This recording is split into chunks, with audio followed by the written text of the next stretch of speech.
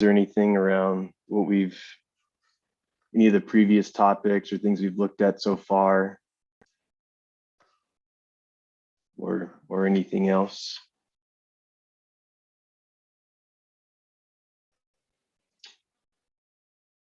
All right. So in that case, just a quick look here at kind of the agenda for the day is it's going to be pretty heavily focused on the transactional aspect of the platform. So looking at some of the order workflows, in order settings first that will tie into how orders are placed and managed in Mirakl, and go right into there to actually create a few of our own orders. So looking at order creation, as well as the retrieving order updates, as well as the debit or payment confirmation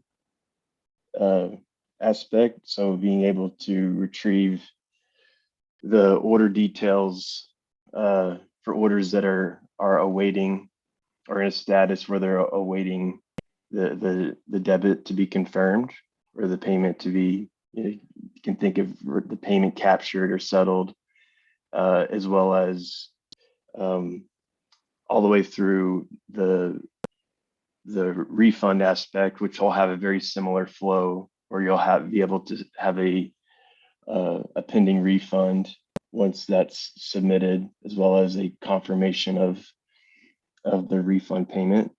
So that is those two aspects there are going to be really the main topic. We will take a look at kind of an overview for some of the available reporting, and how the life cycle of the order, how it impacts the payable status of the order, and kind of how those how the order amounts translate to the transaction logs and payout data that's generated in order to pay out your sellers. And then we'll leave some time for recap, answering questions around this module or any of the previous ones, as well as discussing what's to come, and whether you're trying to take the certification exam in the near future, or some of the additional modules that apply for some customers, depending on the use case, that we can go ahead and add to the agenda for that optional Q&A session that we'll have in a few weeks. Any questions on that, or does that make sense to everyone?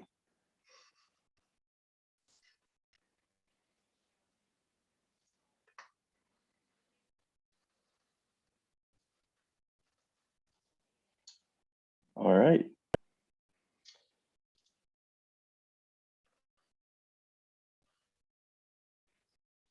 So let's go ahead and jump into it here.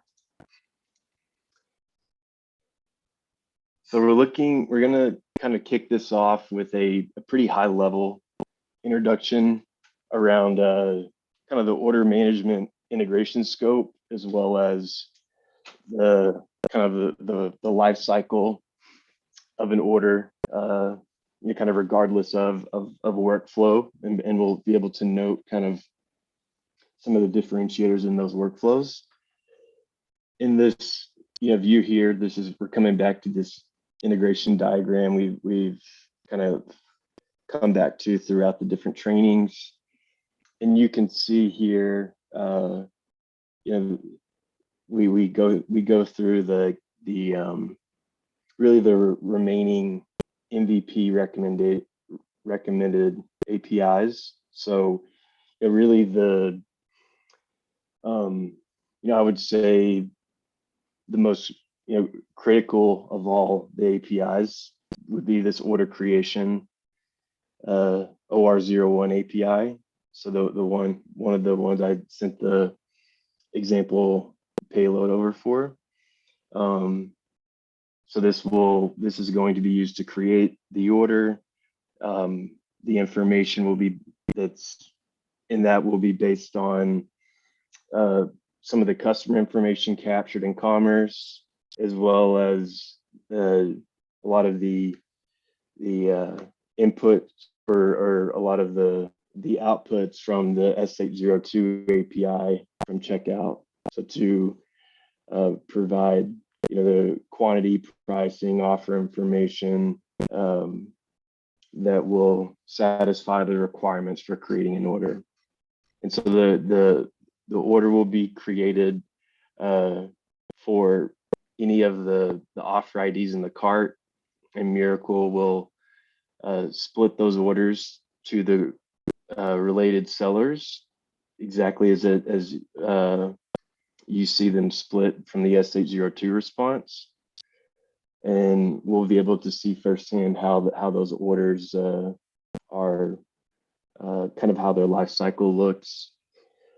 And throughout we'll create some orders and have some different statuses of those orders and be able to take a look at the OR11 API. So that's the order sync to retrieve your order updates that can be used for storing that data in OMS, or the order database within the commerce platform, as well as used to populate the front end for a customer's order history page, so that you can have an up-to-date view for your customers to see of what the status of their order is.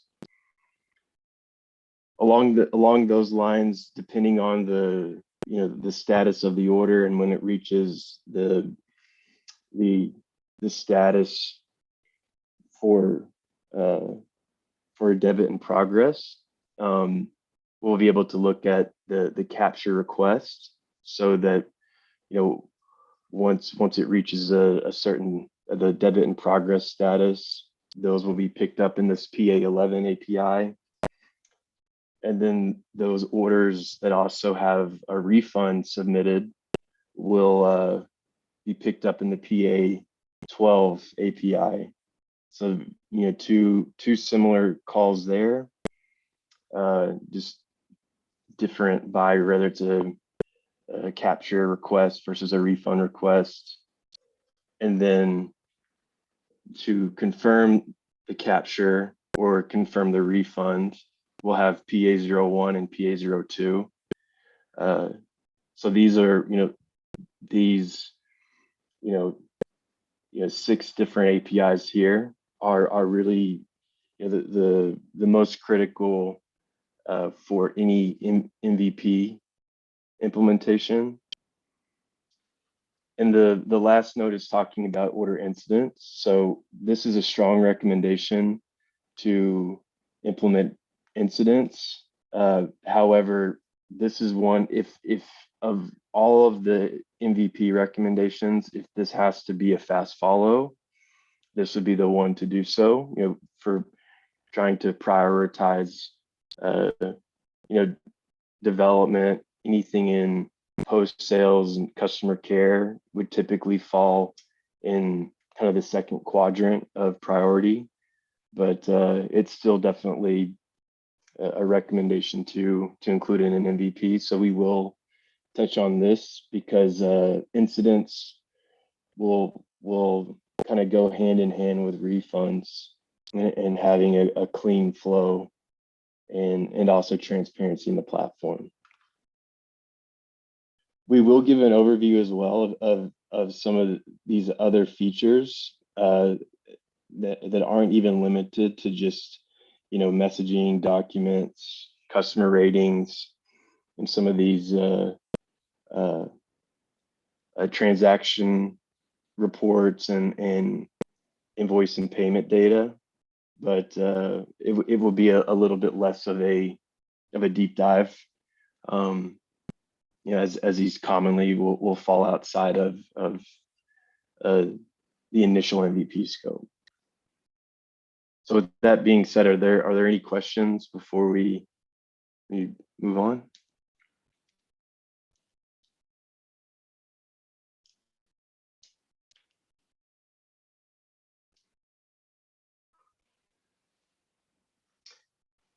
All right.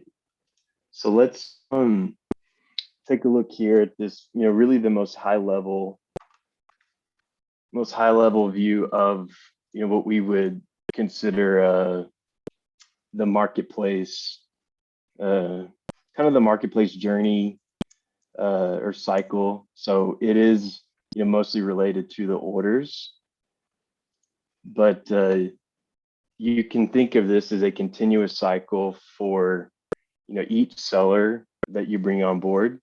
So, you know, with step one being really just a one-time process, along with, you know, maybe continued updates of you know, products and offers and you know, managing just their overall account. But you know, step one really noting the onboarding of the seller so that they do have their catalog integrated and they are ready to take in orders and are, you know, prepared to you know, be active on the marketplace. So once they have the you know, their catalog available on the marketplace, it's available to sell, a customer can place orders that, you know, for their offerings. And at this point, when the order is placed into Mirakl, any of the offer IDs that are tied to that seller will be part of you know, the logistic order that's created for that seller to either accept or reject, you know, based on if they can fulfill the order or not. So we have, you know, KPIs on you know, acceptance rate and rejection. So you know, it's really important to try to you know, emphasize the importance of accepting these orders as long as they can fulfill them. And then there's also, you can see, starting with the accept order, you can see that there's, you know, some predefined periods that you can set as the operator for how long they have to accept an order before it auto rejects. And then once you have, let's say, an accepted order, there will be a status for shipping in progress, which is like an awaiting shipment or preparing shipment status you would see on a commerce site. And ultimately, the seller will confirm the tracking and shipping information and confirm that the shipment has occurred. Sorry.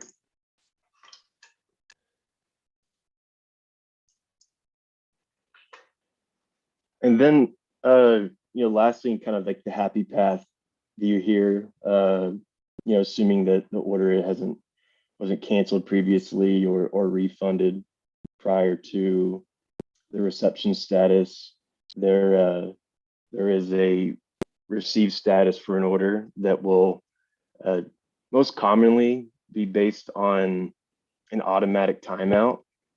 So depending on the order workflow, this could be, you know, you know, 5 days after the shipment has occurred, or 7 days after the payment's confirmed.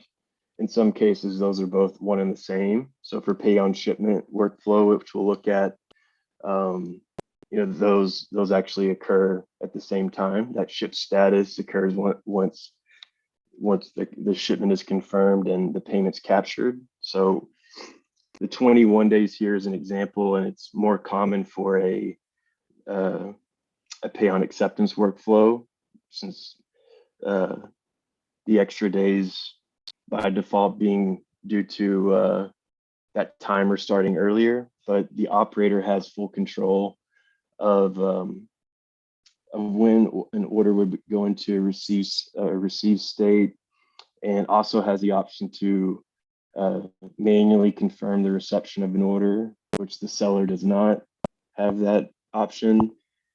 And then there's also an API that will allow a front end confirmation to receive an order, which would mainly be done if a customer was going to leave an evaluation of the order. So an order would have to be in that receive state for them to evaluate the order. But like I said, it's most common for this to be an automatic timeout.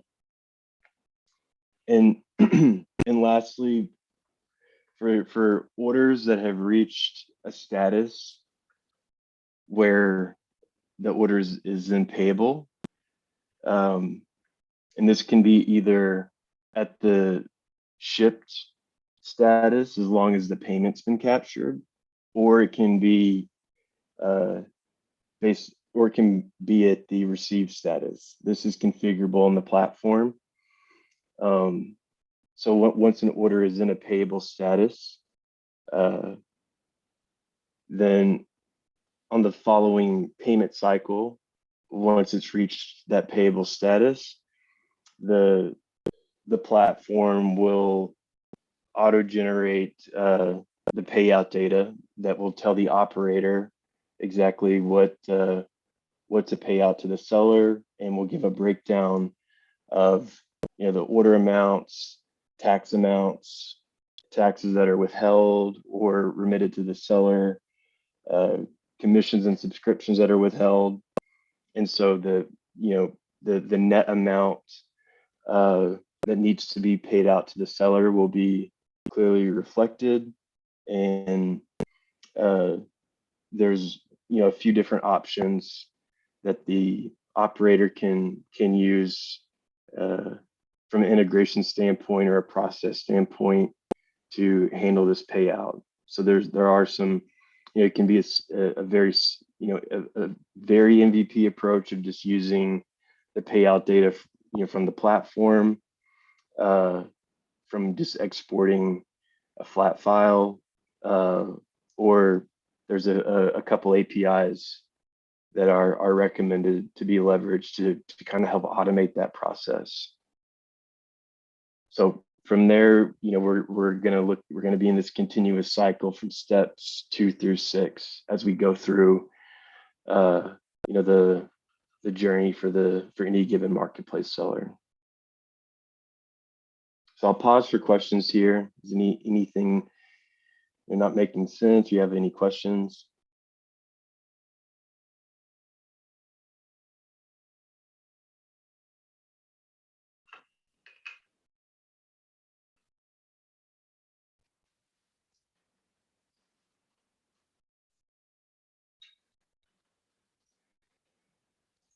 All right, so I will add one other piece to this. So this is the same the same slide that we looked at before. It's just with an addition of the different workflows that require a debit confirmation.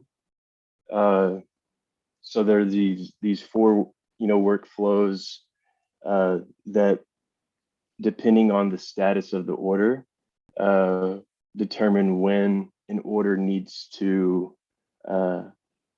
be confirmed as the payment captured. So for pay on acceptance, the order will move into a debit in progress status as soon as the order is accepted. And then once that PA01 call confirms that payment's been captured, then the order will proceed into the shipping in progress status.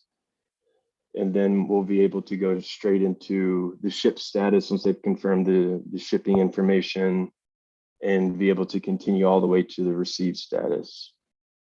Whereas the pay on shipment workflow will occur once the seller has confirmed the carrier and tracking information and confirmed the shipment. So for this workflow, the order will go from accepted directly to shipping in progress. But once the shipment's confirmed, instead of moving directly to the ship status, it will then move into the debit in progress status instead of after acceptance, like we saw with, or like we show here with the pay on acceptance workflow. And the last two workflows shown here, we'll start with pay on delivery. This is a more flexible workflow that allows for the debit confirmation to occur at any point after the acceptance of the order.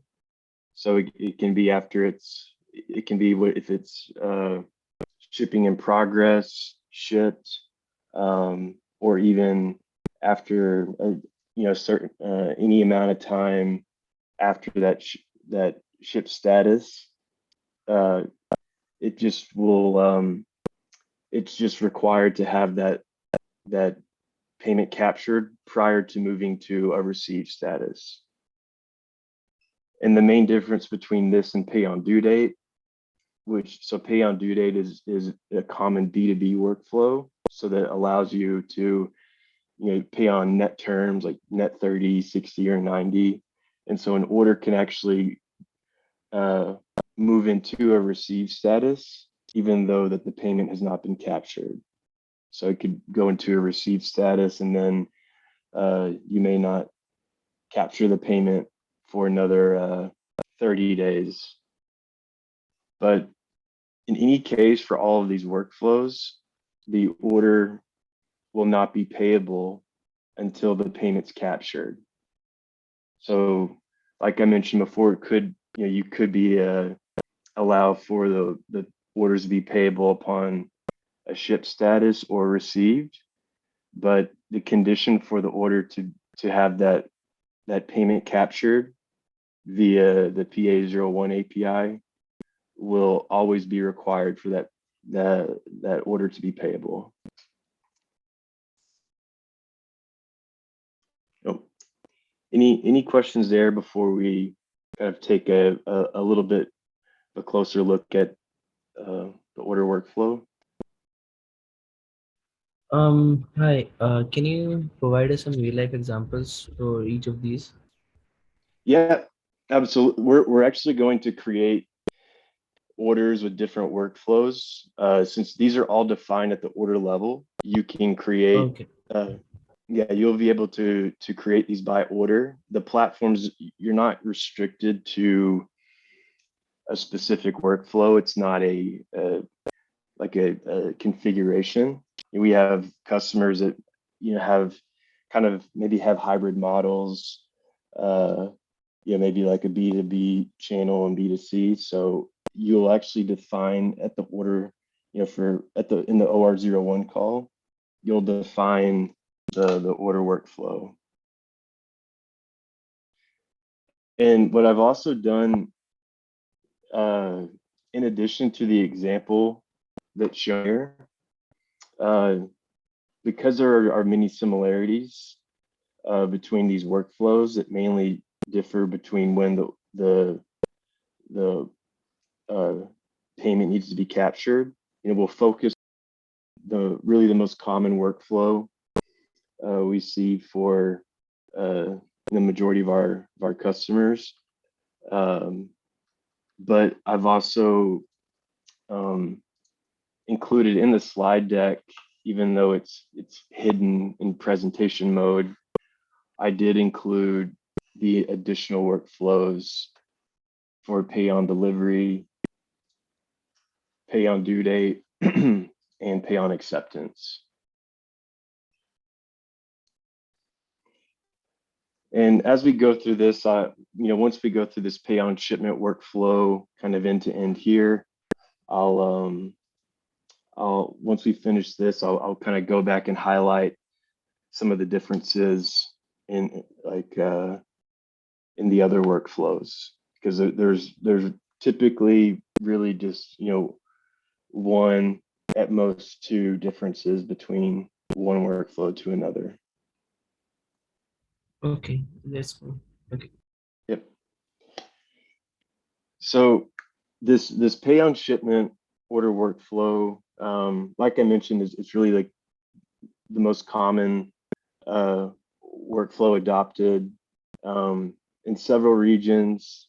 I know particularly North America, that complies with most complies with money transmission laws, and also is aligned with a lot of the majority of our customers' existing e-commerce processes, given that the capture of the payment is done at shipment. So but to start from the beginning here, looking at starting at the basket page where we go to checkout and actually submit the order. So the customer submits the order, the payment service provider will authorize the full order amount, so including for 1P items as well as marketplace, and not individually for each logistic order. So it's going to be what the customer sees at the payment page when they submit their order. It's what the authorization should be for. And then the order in Mirakl should be created via API. And this could would commonly come from commerce, but we have several examples of this being created also through OMS if the order record needs to be established there first. But once the order is created via OR01,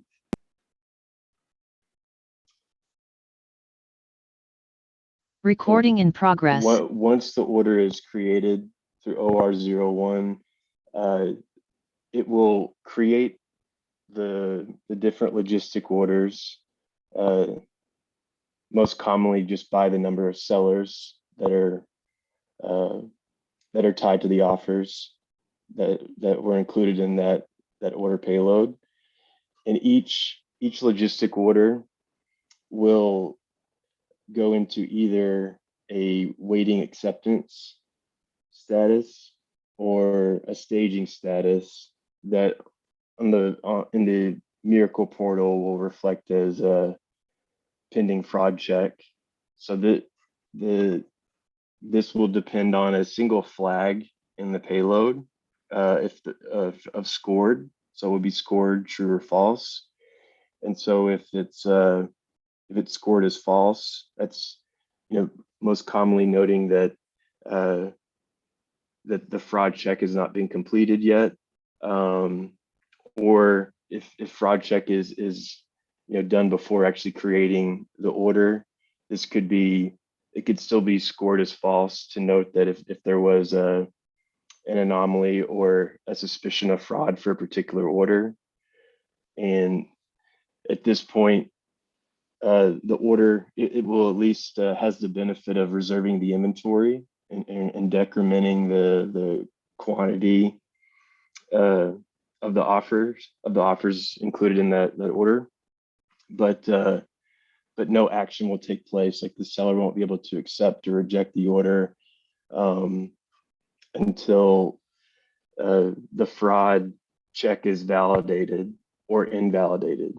So there are two APIs that will take the correct action at this point. So there would be another API OR02 to validate the order and move it to waiting acceptance, or OR03 to invalidate it and cancel out the order. But I would say most commonly this fraud check process occurs prior to even creating the order in Mirakl. So in many cases, this may not apply to really the majority of the customers that you'll work with. So most commonly, you'll see an order created that's going right into this waiting acceptance status. And so from here, you can see, because the debit has not been confirmed, or the payment capture confirmation, the option to cancel the order is still available as opposed to refunding it.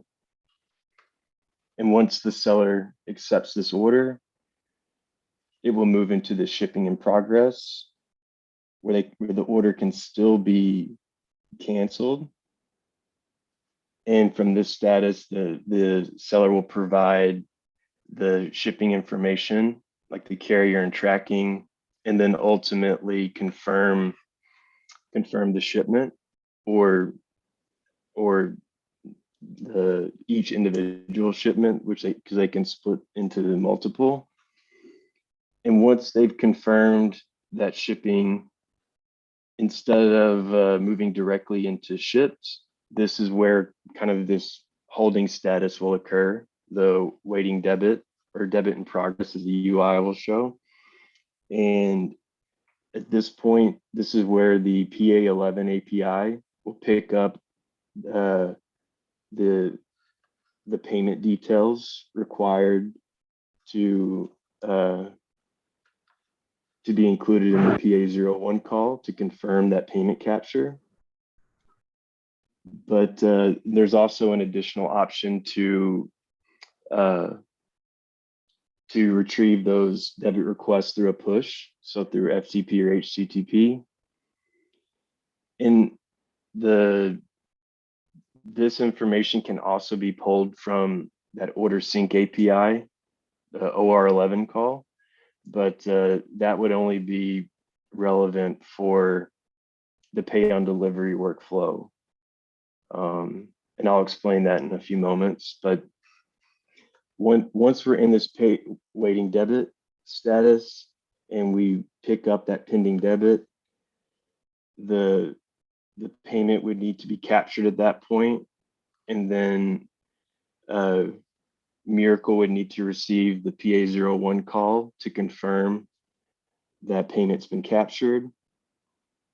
And at this point, the order will automatically move to a ship status, and will then reach a state where it can be refunded instead of canceled. So this is important because a refund will actually require a very similar workflow for the debit confirmation, where a refund would be submitted, but it would need to be processed, so that there would be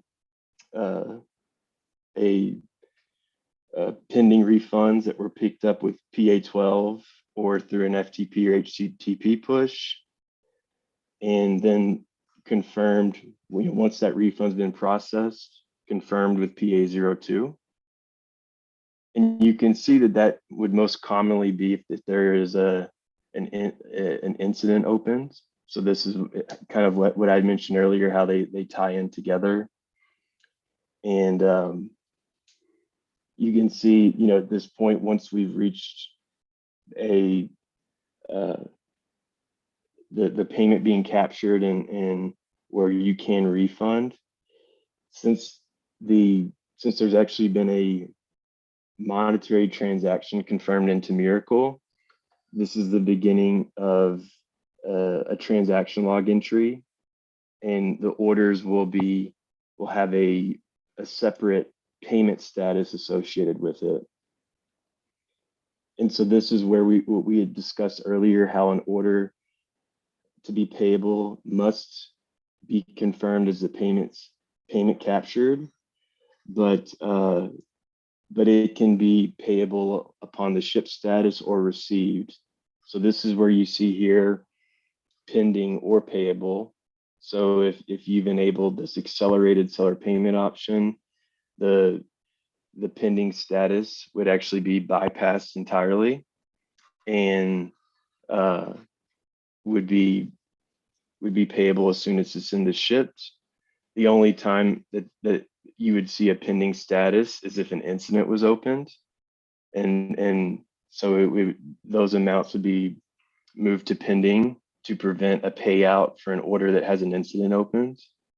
So pending just notes that there has been a transaction confirmed, but that it's not yet eligible for payout. And lastly, there's this received status, which if you don't enable accelerated seller payment, could be the trigger to move the payable status from pending to payable. And then the paid status comes as soon as the next payment cycle runs. And so any orders that are listed as payable will move to paid, which those are really the three payment status buckets for an order. So it's going to move into a paid status, even if technically the seller has not received the payment yet. And for that reason, there is a within the invoicing functionality, there's an option for seller payment pending or confirmed. So as you can see, that's excluding this incident and refund status. This is kind of the happy path all the way through received and to a paid status for a given order. But there's lastly this one status for closed. So closed being, base would be triggered by one of two things. The happy path version is a global timeout setting the operator will set. So it could be 60 days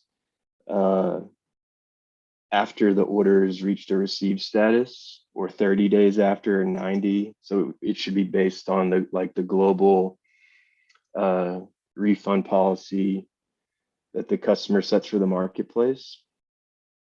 And so the platform will note that it's closed automatically. The other option for a closed order would be if an order was refunded in full, and the reason for both of those statuses and the impact is that it means the order can no longer have any further transactions against it. So there can't be any more refunds made against that order. So if an order is fully refunded, there's nothing left to refund. So it closes, but the reason for the closure will show as refunded versus a timeout will show as closed automatically. So I'll pause there for any questions you may have.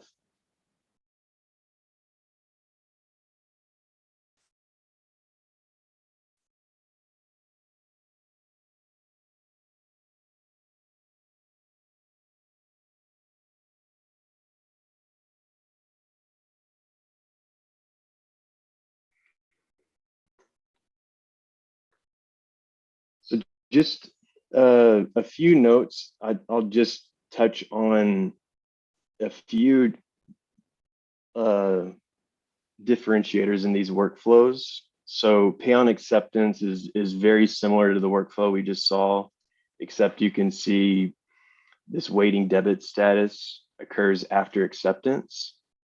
And so from that point going forward, you will have you'll have an order that's in shipping and is already in a refundable state instead of occurring after the shipping status. So that's a very simple difference between the two.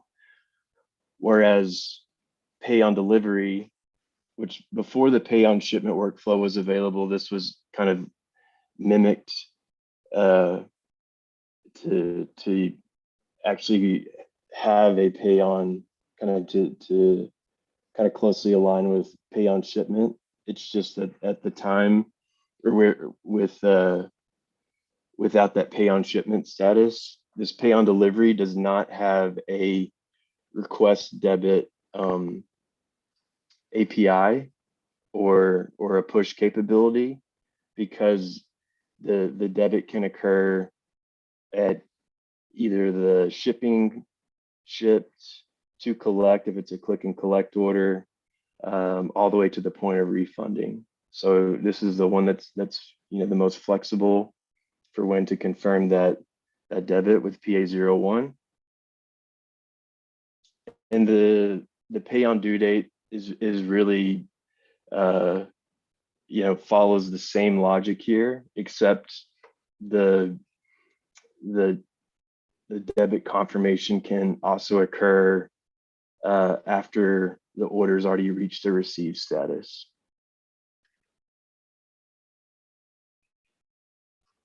So that's kind of the really the core differences of those workflows. And like I mentioned before, these will be defined in the OR01 payload that we're going to look at here in about 5 minutes.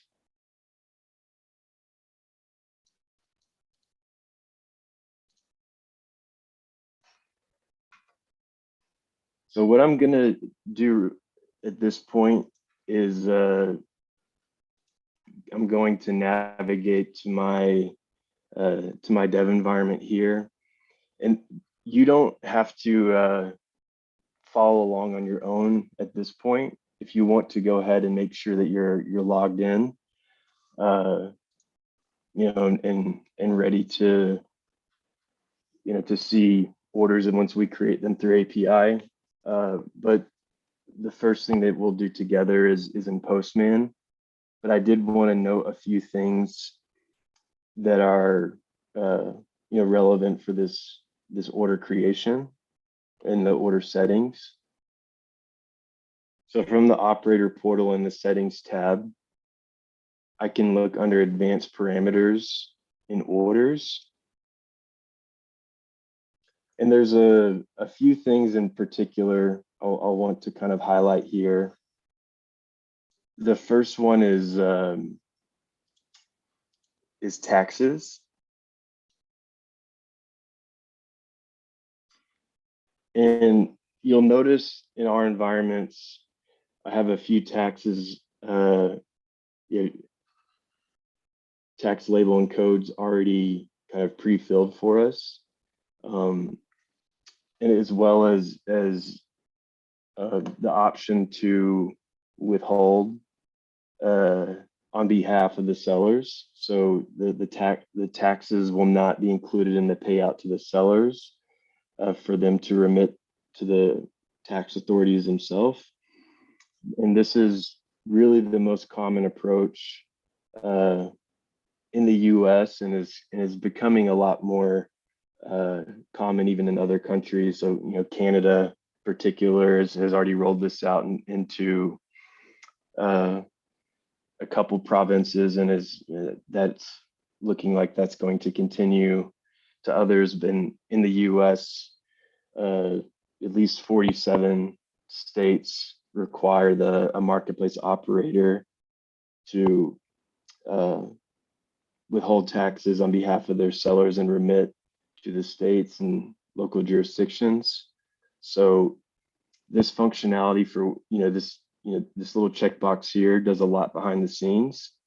And so when an order is placed in the tax section where you provide the tax amounts, as long as it's the shipping tax operator or sales tax operator, and you can always name these differently, but noting these codes that have this withhold option will automatically have those tax amounts be offset from the seller's balance. So the tax information will still be available in the order details, as well as their own financial logs and invoicing, so that they, for auditing purposes, they have reports to show that taxes was charged, but that it's been withheld by the operator. I did include an example of taxes that are seller remitted. So in the case of, if you have a seller outside of the U.S. in an area where they need to pay their own taxes in a marketplace, then the tax amounts would be included in their balance. But in our case, there's no action we need to take here, and we'll be able to see it directly in the orders. Once we place some orders, you'll see how this reflects in the UI as well as the reports. You'll also notice that proportional is forced if you select withhold.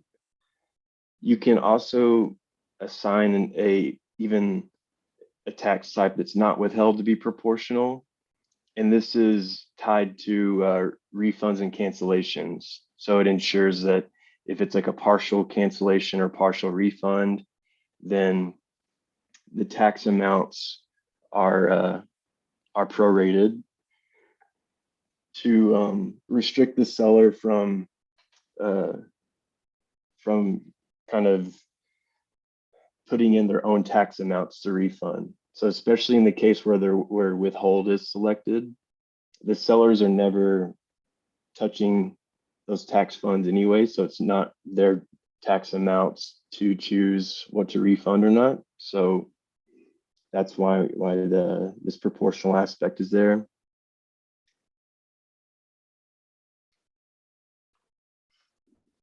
A couple other items we'll just look at.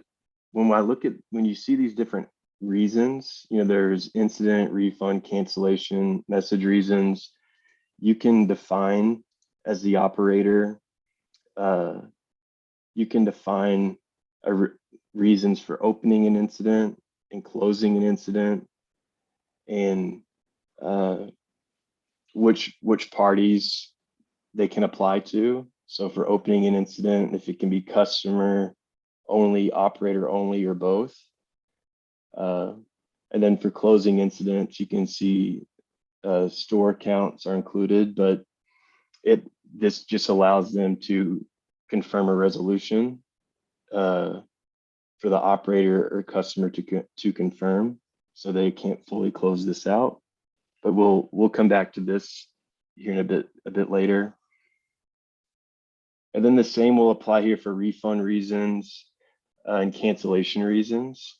So there can be refund reasons by operator or seller, both, as well as cancellation reasons. So there's only a few, reference examples here, but more than enough for us to do some samples. And then message reasons would basically serve as like a pre-filled subject for communication between, a seller and a customer, so that they can have kind of a self-service option for asking questions or getting updates on the orders or issues. And that's another one that's kind of post-order that we'll kind of discuss a bit later towards the end. There's some custom fields that can be applied as well. So they can apply at for the entire logistic order or specific order lines. So for each offer that's part of that order will be a separate order line. And so if there's anything, related specifically to that, to the product that's in that order line, that's where these custom fields can come into play. And commonly these could be like if it's a coffee mug or a t-shirt, that allows, a custom print. So someone have someone's name put on it. That could be a use case for using order line custom fields. Whereas order custom fields would apply to the full order. So there's a lot of different use cases where these could apply, but it's not recommended to depend on these fields too much, other than because there's already a lot of options and a lot of fields available out of the box with the order API. But these custom fields can be updated in the UI after the order is placed. They can be populated along with the order.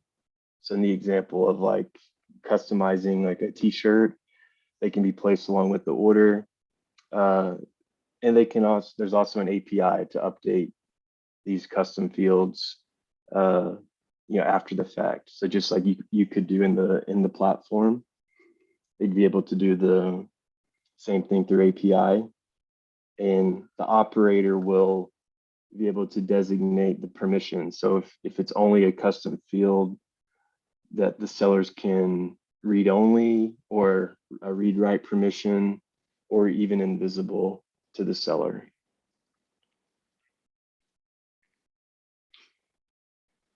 And lastly, before we create some orders here, you can see in this workflow settings option that there are a few things that this is some pretty nice functionality that was released over the last year or so,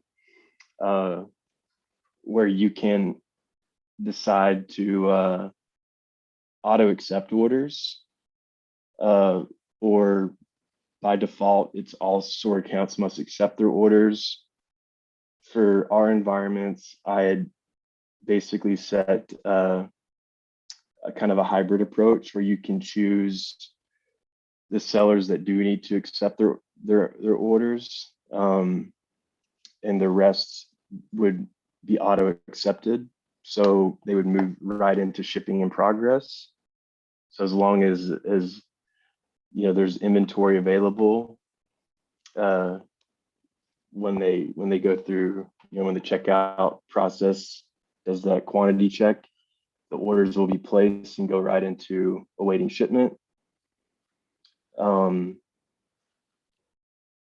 There's also a shipping origin option, which will allow a seller to edit the shipping from location. In this case, if they're have a default address in Mirakl, but have multiple warehouses, and so especially in the US, for state by state, this can impact taxes, the calculation. So they're able, prior to the debit confirmation, they can edit these shipping origins, and through API, taxes can be recalculated and then even confirmed, because you can recalculate the taxes as many times as you want prior to that debit confirmation. So this kind of fits in well with the concept of quoting taxes at checkout, and then if there needs to be a recalculation, and then ultimately committing the taxes. So that's how Mirakl kind of supports that process. And the last part here is tied to this accelerated seller payment option. So I have this set by default, where all store accounts are paid at order shipment. So all the orders in this case, once they've been confirmed as paid and have reached the ship status, they'll be right in a payable status and bypass the pending status, instead of having to wait for the auto reception, which would typically just be an arbitrary timeout. So this is what ever since this has been introduced, most of our customers will leverage this. But if it is, the standard seller payment, which is the default option,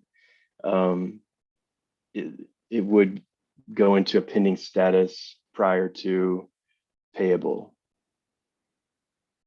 And you can see below, for that auto reception, you can set the dates based on number of days upon or after shipment or after payment. In some cases, they're one and the same. So for pay on shipment, for example, it would be the ship status would occur upon payment. So it'd be 7 days for both those actions. But this can be a pain point if you don't leverage accelerated seller payment. And so this auto receipt setting is a bit less crucial when whenever you are dealing with the accelerated seller payment. The auto receipt basically becomes just a status change that a customer can see on the front end. So I've found that this accelerated seller payment has reduced a lot of friction in that area. All right, so I'll pause here for any of these kind of settings we've looked at. If there's any you want me to go back to or revisit, or any questions, I'm happy to before we go create some orders.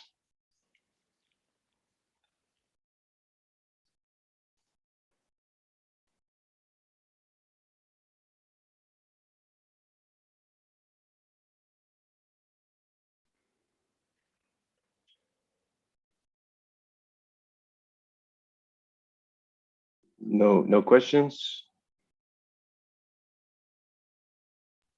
I'm good. All right. So if you will, let's go into our at least open the Postman application. It can sometimes take a minute to open. It's one of the slower ones to get going. What I will share on my screen before I pull mine up is the API documentation for these order APIs, starting with order creation. So if I go to help portal, and then API doc, and we're going to still be in the Mirakl platform for products front API.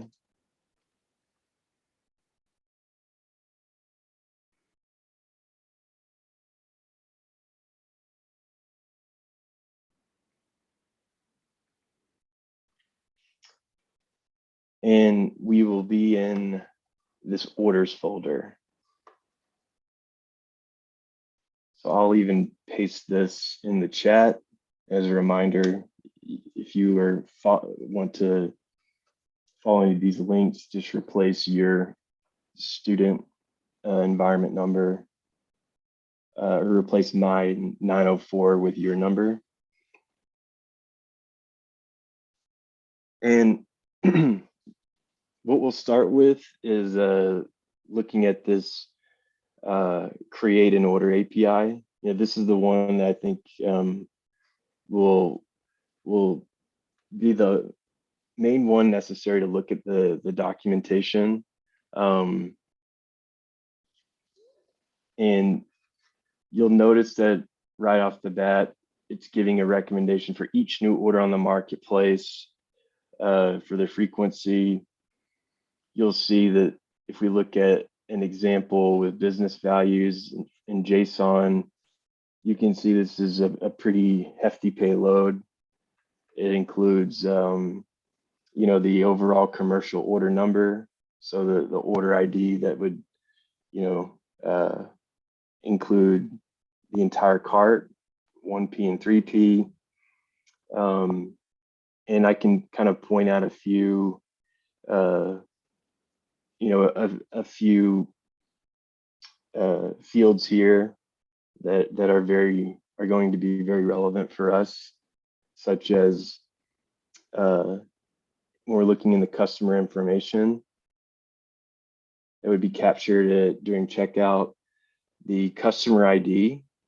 So if oftentimes there will already be a customer ID if they have an account, but even if they're checking out as a guest, or if there's not a customer ID, that this is something that will need to be included and will be important for the debit and refund, or the debit and refund capture as well. So that's another key aspect there. And we'll take a look at the offers section here. So you have an array here that allows for any number of offers to be included in the order. So that offer ID, that unique ID that Mirakl generates for every offer, with your first one that you have in your platform being 2000, and then 2001, 2002, etc. So that's a requirement here, as well as the base offer price. And so this base price would be this is a point of validation where the offer price times the quantity being purchased would need to equal the price. So this would be the actual price of that order line. So if you had tried to enter 170 here, there would be an error for what was the expected amount. So this price field has that validation. You can see that there's an example of an order line custom field if that needed to be included for this particular order line. You can see shipping price. So these different price fields are coming from that S802 response. For our examples, we can use any pricing we want, with the only dependency being that the price field here needs to be equal to offer price times the quantity. You can see an array for shipping taxes. So for any of those tax codes that we looked at before in order taxes, the code that we provided, as well as the amount. There's an optional field for rate, so you can provide a rate as well, which is common for often outside of the U.S. So for European countries and countries that require VAT. But for our examples, we'll have mainly just a code and an amount. And so this would be the amounts that should be calculated at the checkout by the tax provider. And then you can see as we look in the next offer within this array, you can see a separate offer ID, but the same information just repeated throughout. So we've got new offer ID, new price, quantity, taxes, shipping. You can also see, I didn't mention earlier or in the previous one, the shipping type code.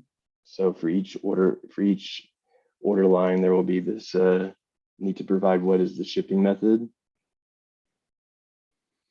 And you can also see here an order additional fields, which would be order custom fields as opposed to order line custom fields.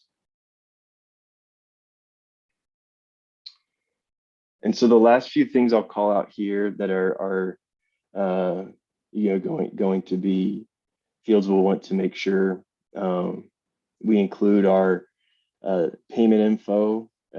This is technically optional, but it is good to include if there's like a authorization token and what the payment type was. Not necessarily all the payment details, especially not credit card information. That's something we would never want to be included. But really some of the most important ones are payment workflow. So this is where we would define whether it's pay on shipment, pay on delivery, pay on acceptance, if the order is scored or not. So if it's false, it would go into that staging status. So by default, we'll have true, as well as the shipping zone. So in our example, I'll just use that US shipping zone, since that's what we have our shipping configuration done for. So all of that to just kind of give an example and also show that, within the doc here, you can see, which fields are optional, which are required, so that you can make based on your use case, you can kind of tailor the payload to fit that case. So let's go ahead and pull up Postman, and we'll look at that same collection that we're looking in the documentation and had been looking at in our last training. And this would be the Mirakl Front API MMP, and also in that orders folder. And what you'll do is click on OR01 to create an order. And you'll want to click on the body tab. And this is where you'll want to replace the example. You can delete the whole body from here. And you'll want to just paste in the payload that I sent you for OR01. So that is that file called OR01 example developer training. And so if you copy that payload, and paste that right into the body,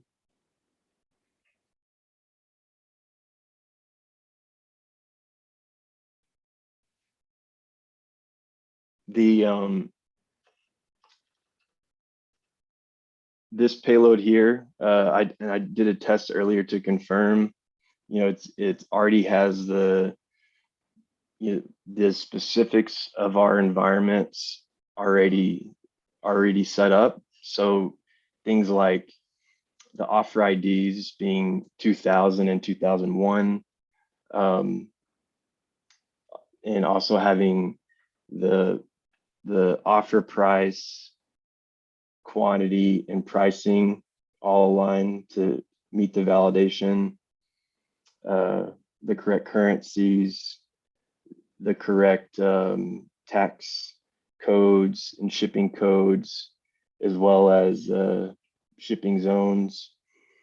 You'll notice that this is a pay on shipment order and that it's scored true. So it won't go into that staging fraud check pending status. So all that you have to do once pasting this payload into the body for OR01 is to click send.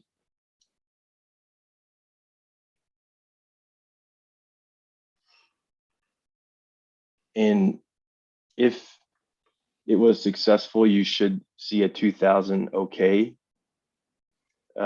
status, along with if either of those two example offers were not available, if they were inactive or not created, you may see an error that shows, offer not found. But if you do see a response here in the orders array, you'll see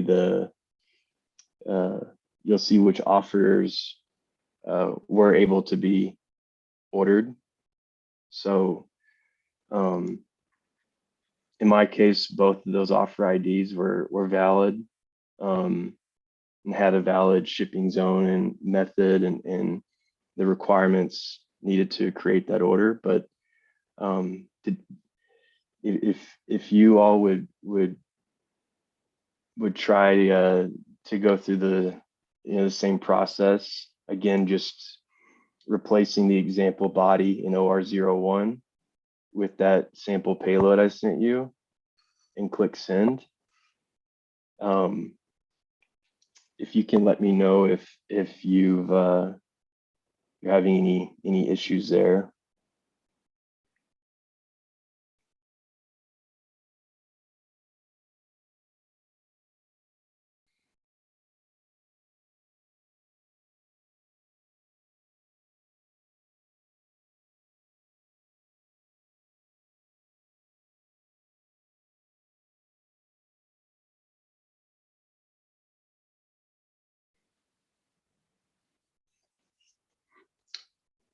While you're going through this, I'll just note a few things that you'll see once it's successful. So I mentioned this response you get.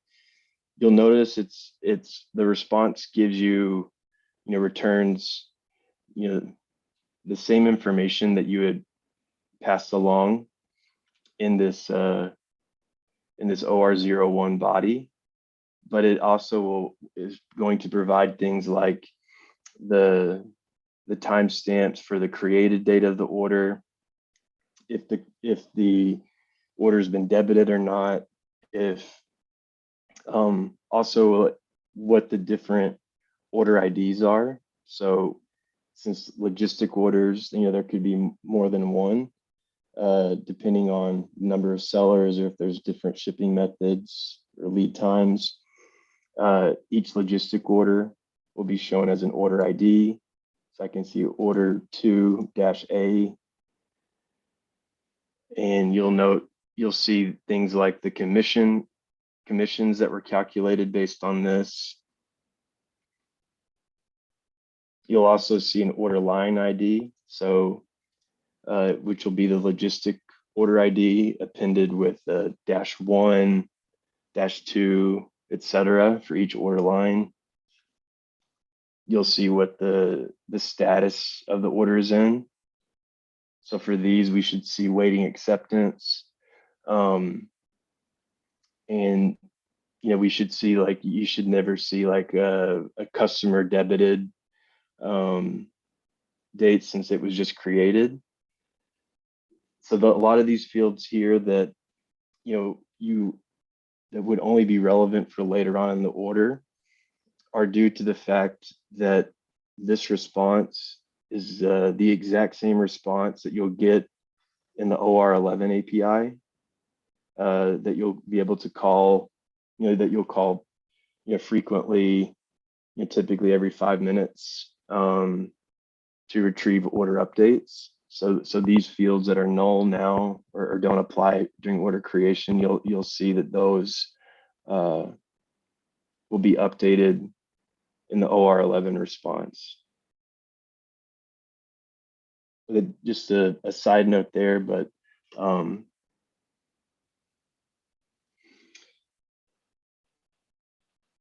with that, I know it's been a couple minutes here. Has anyone had any trouble creating an order, or all success?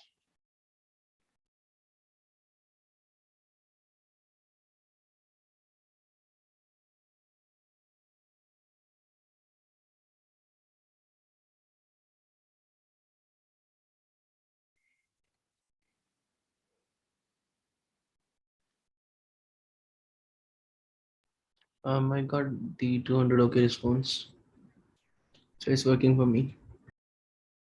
Great.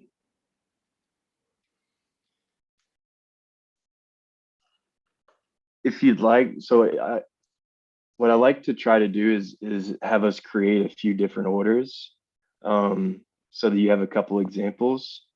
And it's very easy to create a new order, and without even changing any of the information except for one field.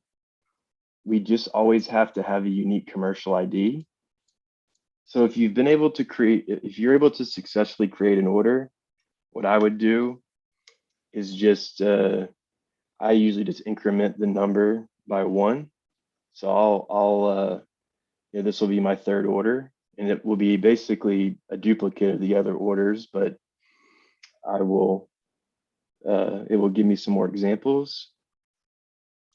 And you'll see if I just update that order ID, I'll be all set with a new order. And I like to do this, and can also make some small changes once you've done a few of those. So if I wanted to update that order ID again, and then maybe change some pricing or change the order workflow, I can do so.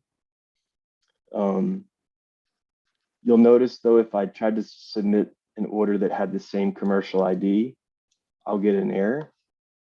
It will show me that this commercial ID already exists. So let's say I'll go ahead and update that commercial ID. And what I'll do here is I'll make this order a pay on acceptance order. And what I could also do is, if you have more than two offers, you could change, you could place an order for some other offer IDs. So I can do offer ID 2002, and then I'll do one that doesn't exist, so you see the outcome there. So I have a new order workflow now, and I've updated some offer IDs. And you'll see I still got the 200 okay response. However, my offers, I have an offer not shippable because it's not found. But I did have a success for the offer ID 2002.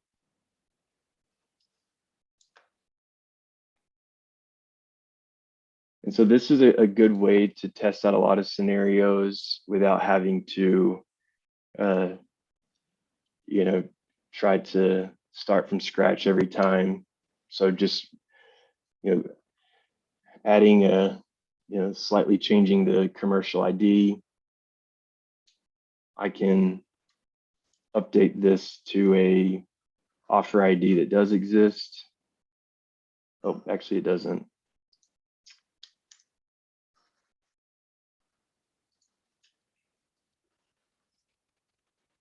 Okay, so now I have one where both exist, and they're in that pay on acceptance workflow.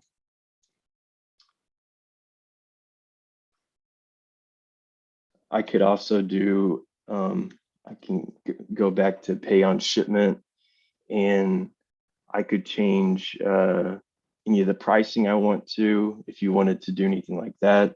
So you could always, if I wanted to say maybe a quantity of one, offer price 100, price 100.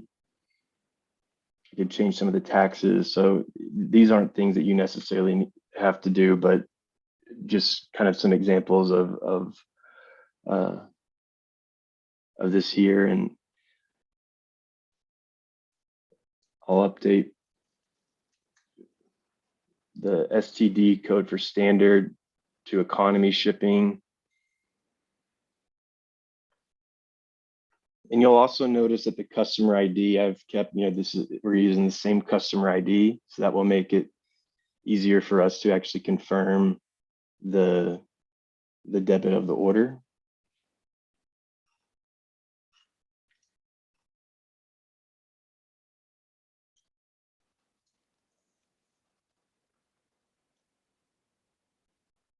And one last, quick example I'll just do so you see what it looks like is changing the scored field at the bottom to false so that you can see kind of that view of a order and pending fraud check.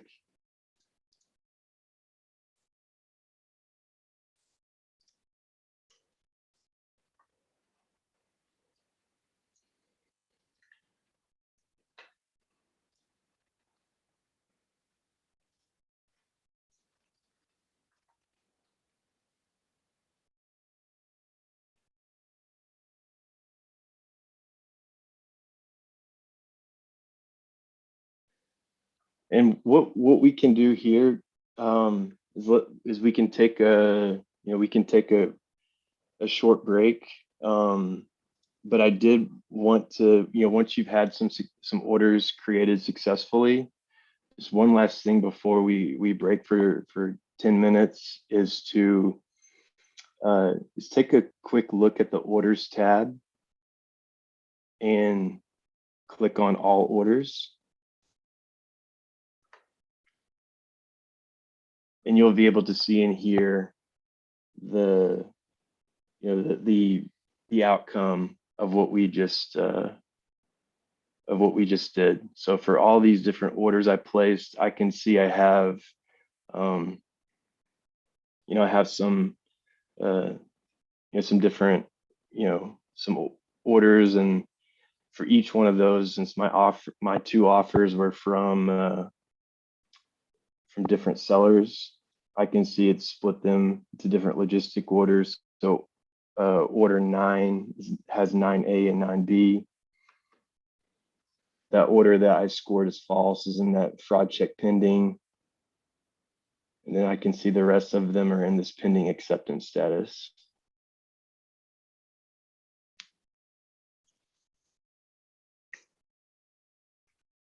So any questions there or on the OR01 API? Yeah. Yep. See, offers already have prices attached to them, right?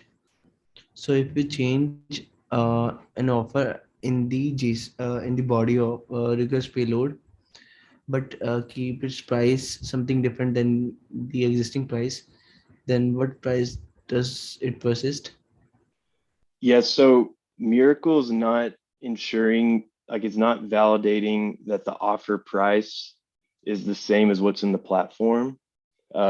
Because this order could have been placed a few minutes before, and maybe there's been a change in price since then.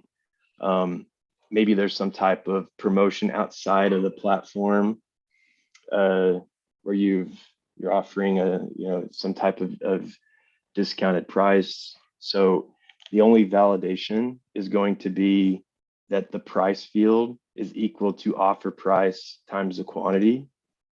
So that's why you can,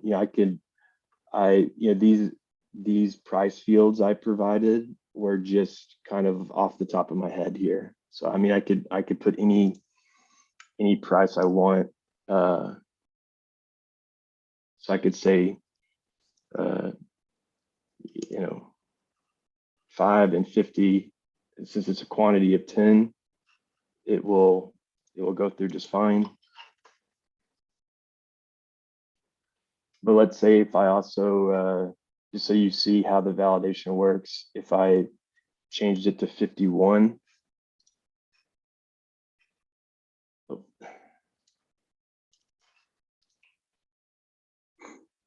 I can see that there's a invalid value. So it was expecting 50. So it actually will tell you the amount that it should be due to that that validation rule. Can we leave the price and offer price empty, since the if the price already exists in the Mirakl platform against that offer? No, you actually have to provide this. Because for a few reasons, because the price check occurs during checkout, and if there's if there is a discount price in the platform or even outside of it, or like shipping price, for example, if you were are leveraging a different shipping tool and not using the response in S802. So it is required to provide these fields, but most 99.9% of the time, it's going, the fields here are going to be reflected from exactly what was in that S802 response. So like the carryover from those, looking at the example from last week from S802, it's giving me the output of the, let's say the line, the offer price that would translate to OR01, and then the quantity and the total price. So 50 times 30 equals 1500. So it meets that validation. And so those fields would should be mapped over to OR01.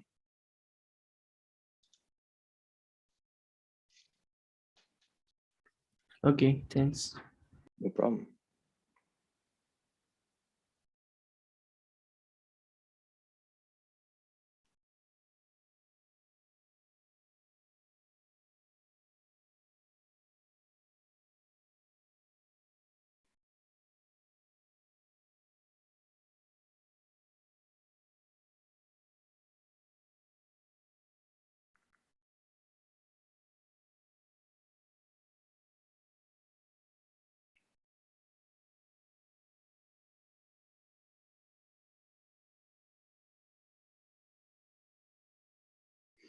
Any questions before we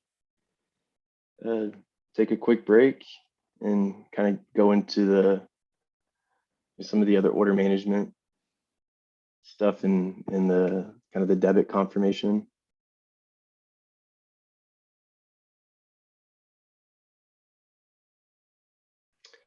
All right, so let's it's 1:35 Eastern. So if we want to plan to just come back by 1:45, we'll jump right back in at 1:45, and I think from there be able to get through the remaining topics here.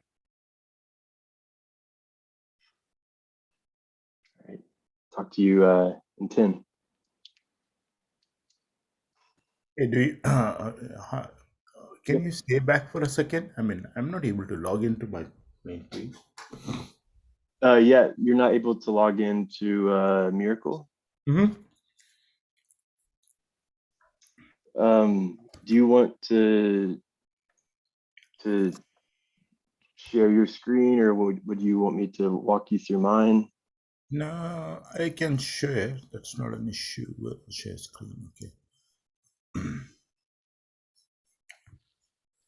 So just give me a 1 second. Where's the...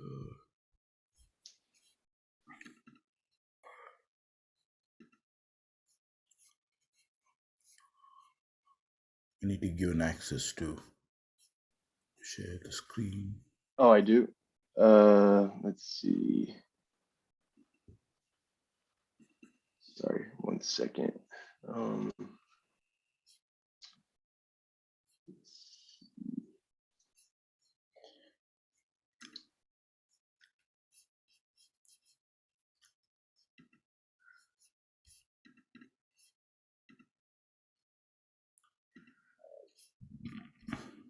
Yeah, oh, sorry. I didn't mean to do that. I meant to,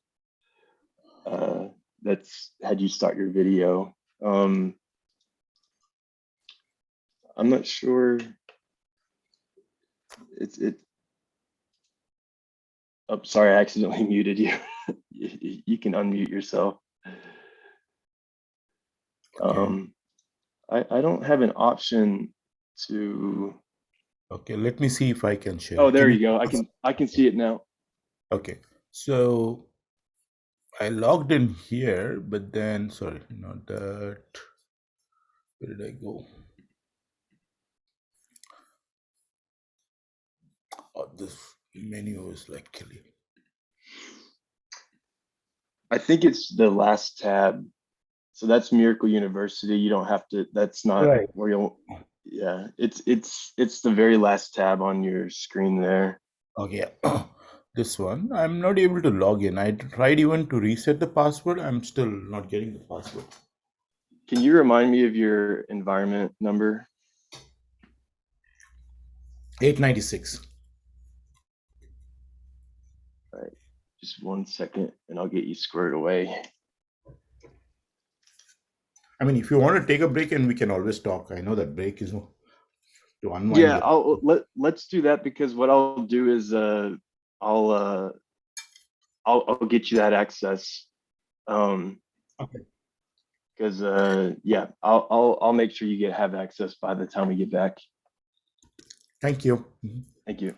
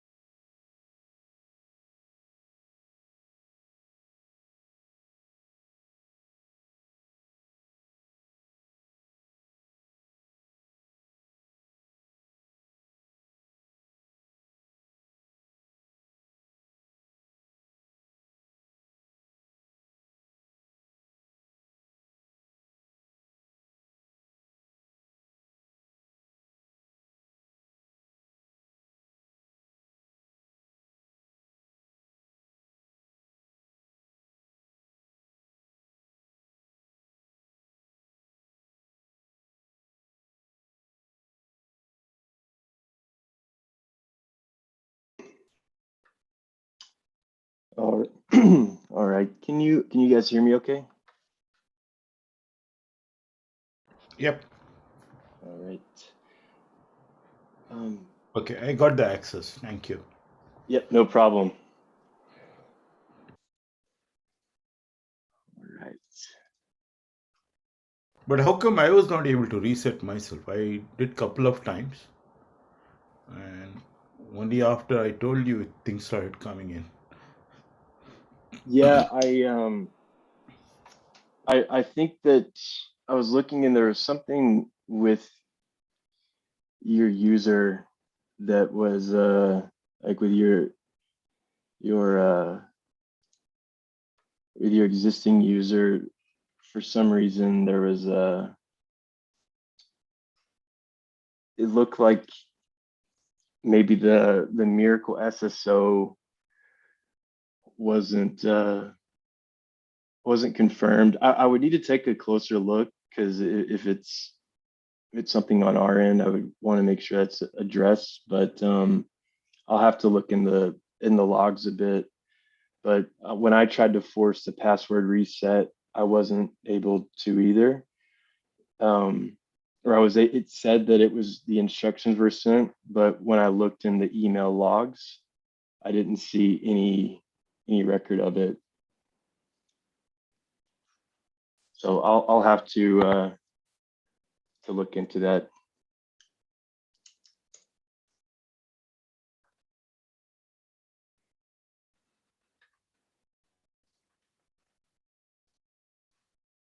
So let's go ahead and take a look here at some of the orders that we've created. And what I want to kind of go through here is just kind of getting some orders into some different statuses here. And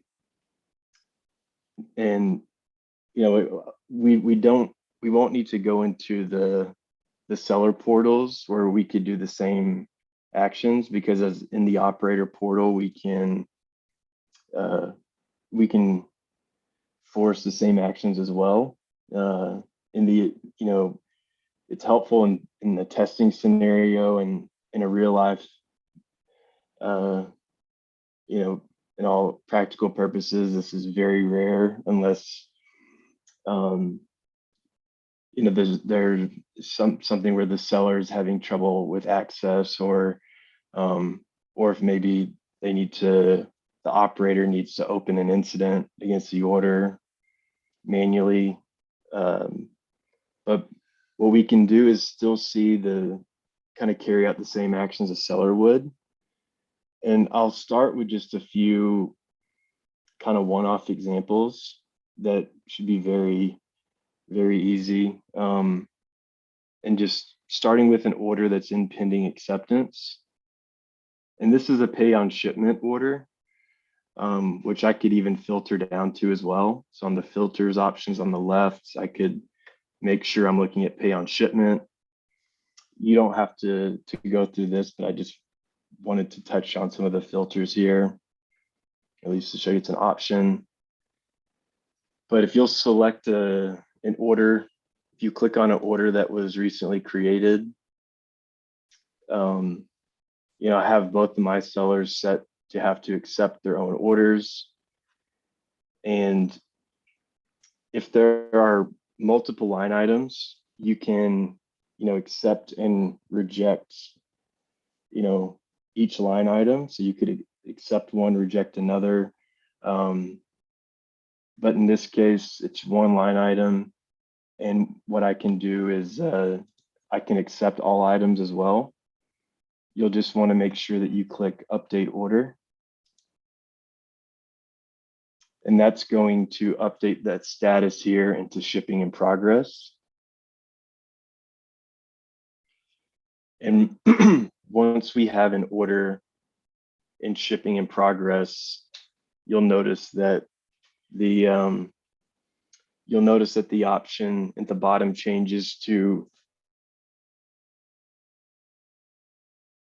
And that will take us right into the shipment tab here. So you could actually go either route, and you can split the shipment into multiple shipments if you were fulfilling these, multiple packages, or you can just select the carrier and tracking and do a single shipment.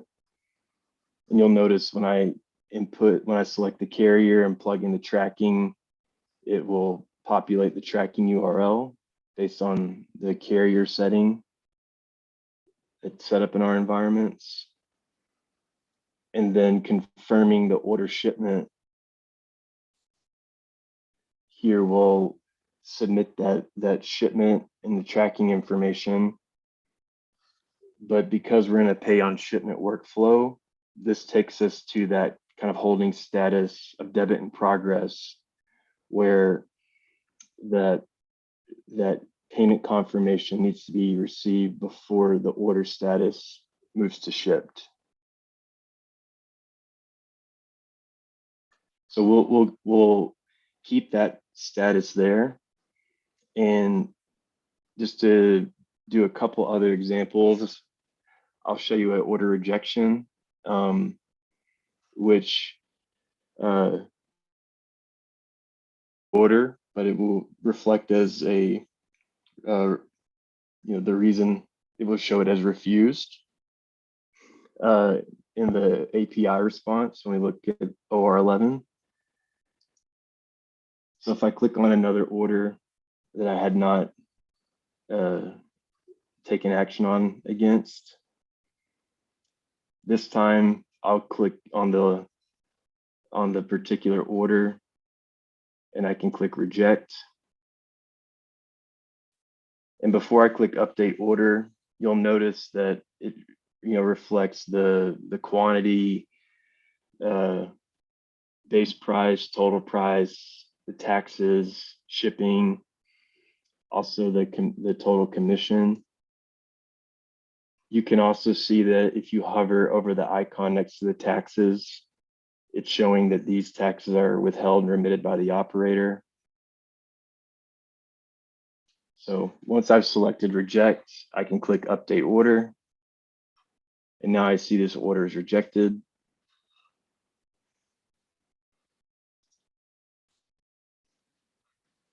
For the orders that are that I did as an example for fraud check pending, I can't take action on these until they're validated or invalidated through API.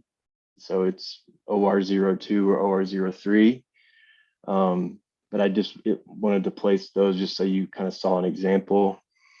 And when looking at these orders, the only option here is for the operator to be able to cancel these instead of having to call that OR03 API.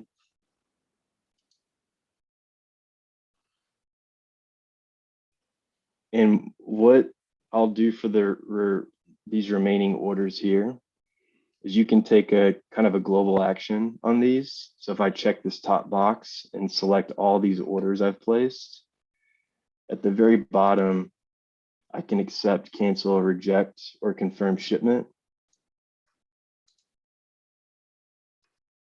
So I'll accept all these other orders. So I have a rejected order. I have an order I've submitted the shipping confirmation. And then I also have some pay on acceptance orders that are also that they've gone into that pending debit status because that status occurs upon after acceptance of the order. So one other just quick example here, just on the shipping topic, is that since we had looked before about shipping everything in one shipment, let's say I wanted to divide this into 2 packages. I can click divide the shipment. And there's only one line item, so I can create a shipment, but I can specify the quantity. So I could create a shipment for 5 units. And then I could even create one for each individual unit if I wanted to. So there could be up to 10 shipments for this one order line. But I'm just going to create 2 shipments of 5. And you'll see here that I'll provide the carrier and tracking for each one of these. And I can confirm the shipment individually, or I can do it for both. And you'll see that the shipments are showing as a ship status, but I now have this debit in progress status showing here.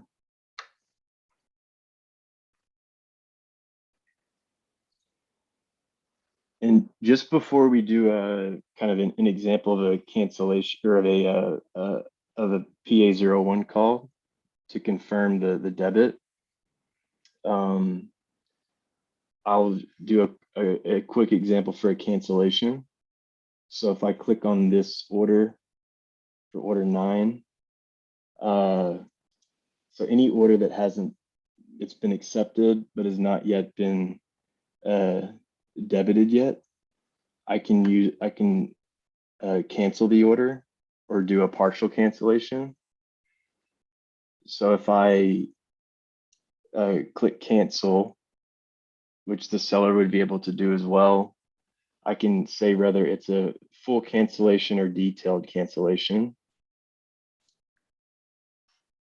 And you'll notice that if I input the quantity, it will pre-fill the full base price, which I could also change. You know, since it's a detailed one, I can say it's a half refund of $50. I could also make the quantity 0, so we're not actually canceling a quantity that would need to be shipped, but I'm maybe doing an appeasement here. So let's say that you know we had to ship the order late and are appeasing the customer, and I can, if we're not providing shipping refunds, it can be 0, or let's say I'll just give a little bit for each of those. You'll see that the tax, since these are withheld and are proportional for refunding, that I can't change those. And I'll just select the cancellation reason.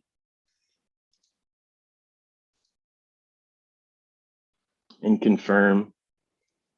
And you'll see that the amounts shown here reflect the new price based on that partial cancellation. And then I have a separate separate box below for the cancellation details.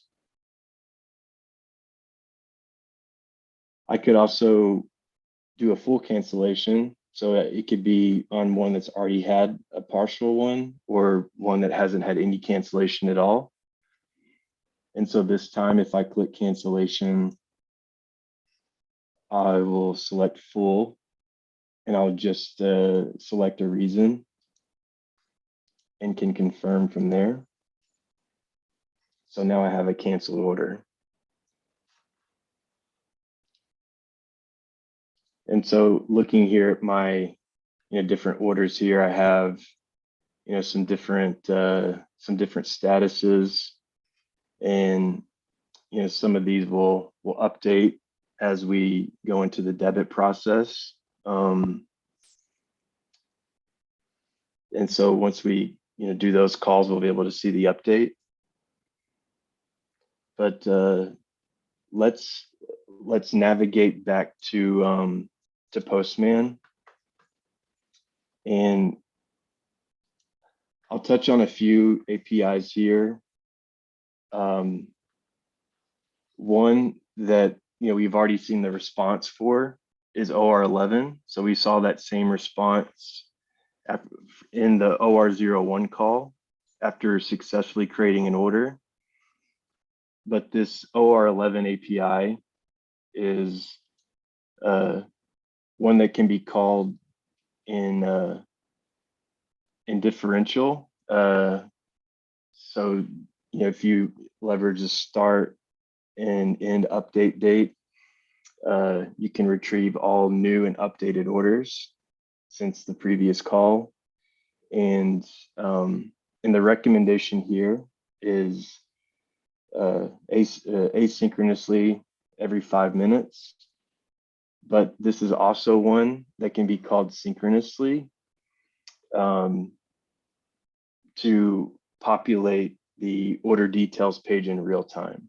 So it can be called in Delta to retrieve all a higher volume of order details to store that data for like in OMS or the order database in Commerce.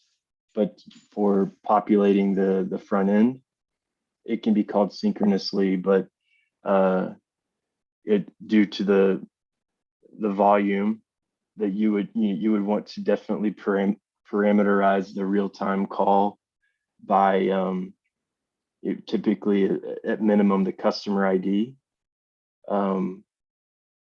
which would provide all orders from that customer, and then upon selecting the specific order from their order history, would be parameterizing by the exact order ID or commercial ID of the order.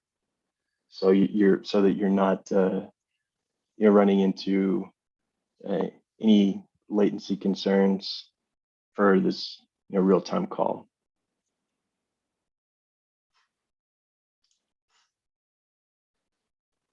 And just a quick view of the doc here. I did want to just note a couple quick things around OR11. When you look at the documentation, and this is that same link that's in the chat, you'll just have to scroll from OR01 to OR11, and you'll see that this is an API that both includes asynchronous and synchronous, and the different ways you can parameterize this call.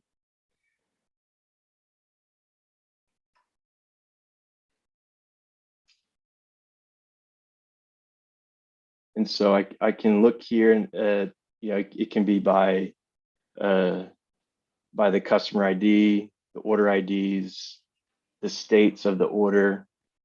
You can also see that there's an option for pagination. So by default, the orders already are this pagination in place, so that you can see there's a section around this API, how it supports the offset pagination, and the documentation here will show what parameters to leverage to be able to view the maximum number of items per page. So you can see the default is 10 and the maximum is 100 for result, and then how you can offset to retrieve the the first 10, 11 to 20, and so on.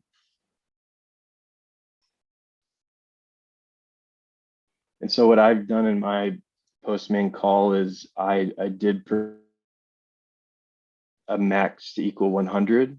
You don't have to do this since we don't have many orders in place, but if you have created multiple orders, you may notice that without indicating this max value higher than 10, you may not retrieve all of your orders. So if I send the OR11 call, I'll notice that some of these orders that I've created will be in a variety of different statuses now, and actually have a created date and also an updated date that has a different timestamp, and that the state code is different now. It's in shipping instead of the OR01 response where it all showed waiting acceptance.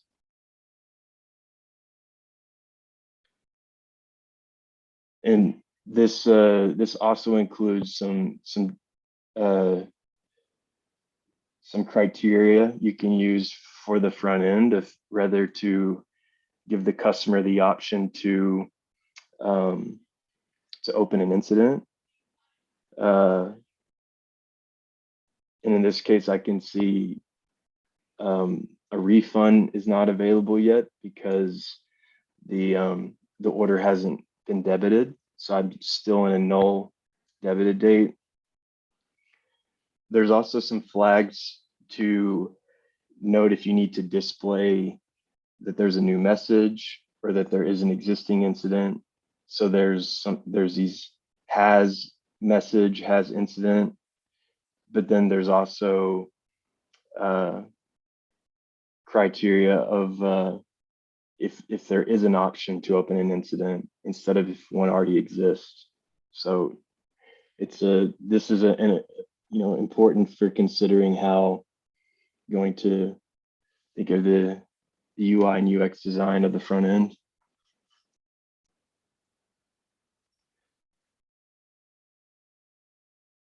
So I wanted to just touch on that. So I know we looked at it briefly in the OR01 response, but what we want to do here is kind of focus on the debit process. So we have a few orders now, as long as it's in debit in progress, that should have that should be picked up in the pending debits. And so within the collection, you'll want to select the payment folder. And what we'll want to do is list pending order debits. And for this API, we can just call it in full, because as long as this is called on a frequent basis, you'll retrieve all orders that have a pending debit. And then once you confirm that the payment's been captured, those will not be picked up in subsequent calls. And you'll see here that that there is the fields that are required to confirm the debit in PA01. So we have the amount, currency, customer ID, and order ID. So it's going to be by this order ID, which is the logistic order number. And within PA01, I did send over an example payload. However, if you want to, you can copy and paste that over, or you can leverage the default example that's in the page here in the body. So for PA01, if I were to paste in that other example I'd sent over, so the PA01 example, the only difference here is I've pre-filled some of the information that is relevant to our orders. So like the first order ID, the right customer ID, the right currency, and the only thing that I don't have is the right price. And I could find that right price in PA11. And so I have 77.52, and this is for order 10B.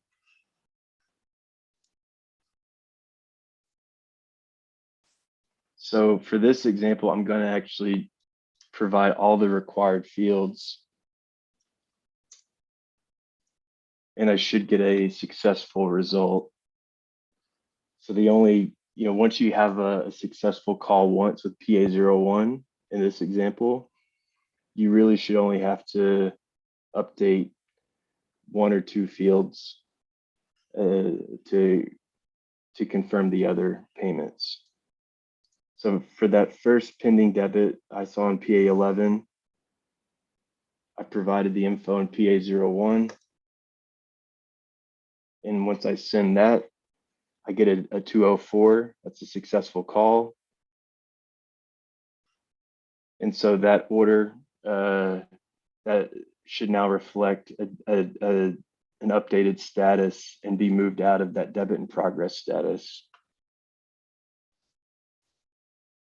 And so I'll do a few examples of these if you want to try this, as long as you have an order in debit in progress. It's again just the PA11 API. I'll send that one again. And so since that previous order, I already have a successful debit, I can just use the new order ID. So this one's order 9-B. And when I go to PA01, I'll just update that order ID to developer training order 9B. And you'll notice I haven't updated the price. And so this is a little trick here, at least for testing this out, doing some exercises. If I click send, I'll see that since I didn't update the price, it wasn't correct. But I can look at the expected price, and I'll just use the price it was expecting and resend that. And from there, I have a successful call.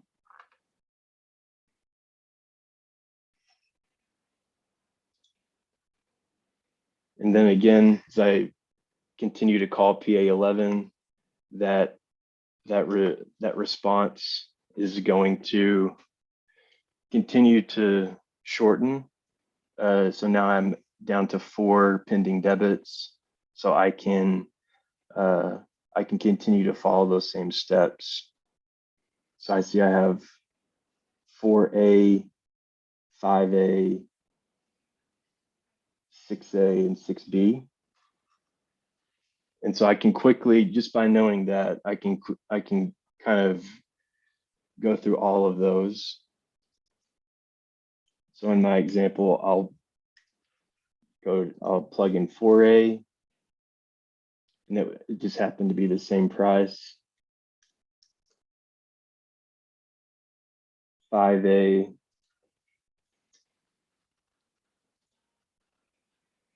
this one I have a different price.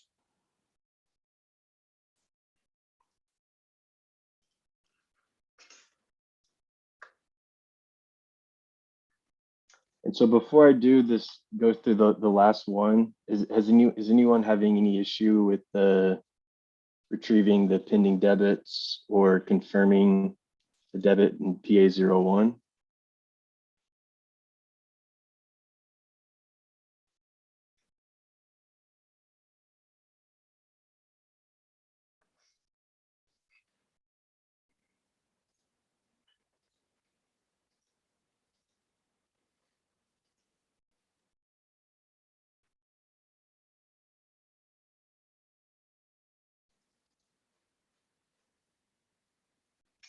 Everyone's all good?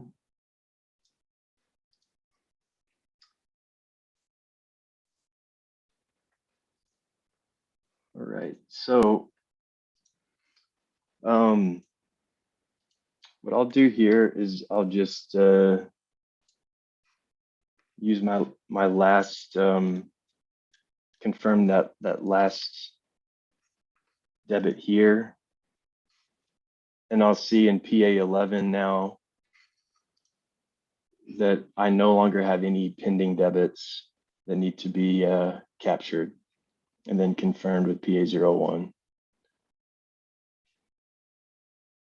And my OR11 response will reflect this as now the customer debited date will be updated, and the field for customer debited will be moved from false to true. And it will also impact the last updated date timestamp.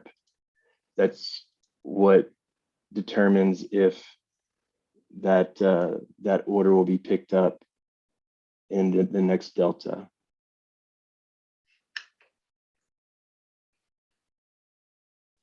And if you want to look back in the operator portal, you can see that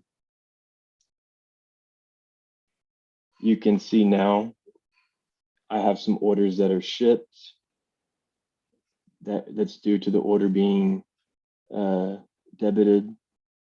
I also have some orders, some of my pay on acceptance orders that I confirmed the debit for are now shipping in progress.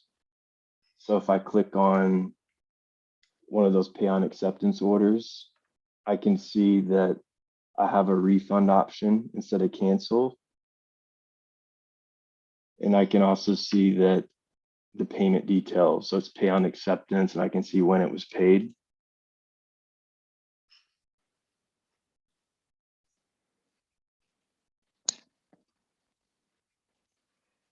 And just as a kind of a side note before we look at, some of the options for incidents and refunding, if we've discussed a bit about that auto reception timer, but you do have this option only as the operator to go into the order, and from the shipment tab, you can confirm order receipt. So since the status is shipped and it's been paid, I'm able to confirm the receipt, but I'm not able to do that until the orders both has been confirmed as debited. So just, once you confirm the shipment there, you would not see that option until the PA01 call occurs.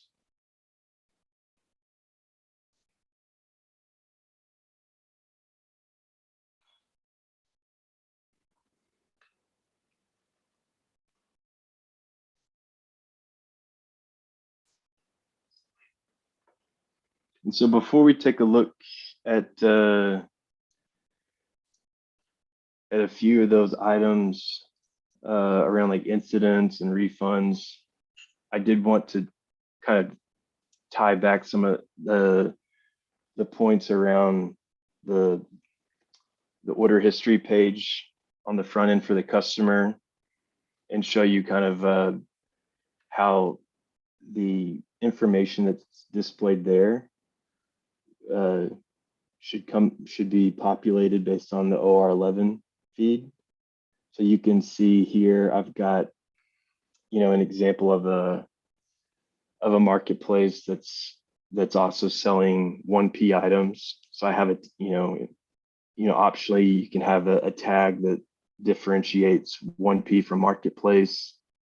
I can see the marketplace orders are appended with their logistic order identifier. So -A, -B, the price, the seller, the status, and then an option to view that order specifically.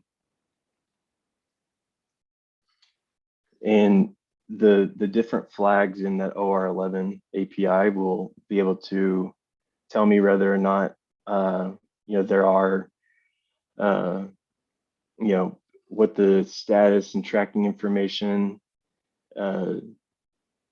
if I want to confirm reception so that I can submit a order evaluation, if there are documents, messages, if I can open an incident, and then ultimately looking in,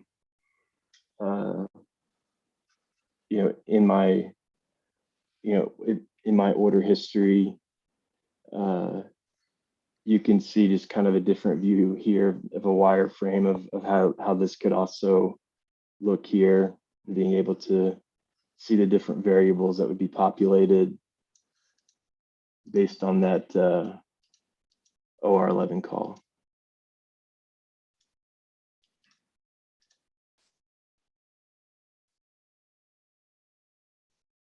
And here's also kind of a specific view of like tying in OR11 to how you can determine whether to display certain elements on the page, such as there's a message, there's an incident or a document, and also if the order is in a state where they can't evaluate or can't open an incident. So there's a direct correlation between what's in that response and what you can allow the customer to do on the front end.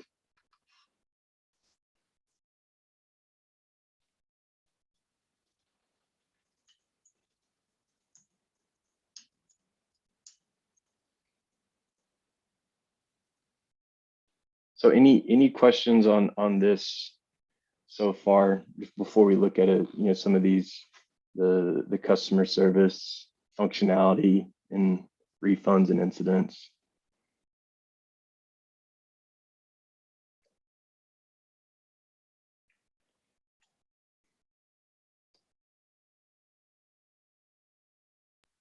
I think we're good.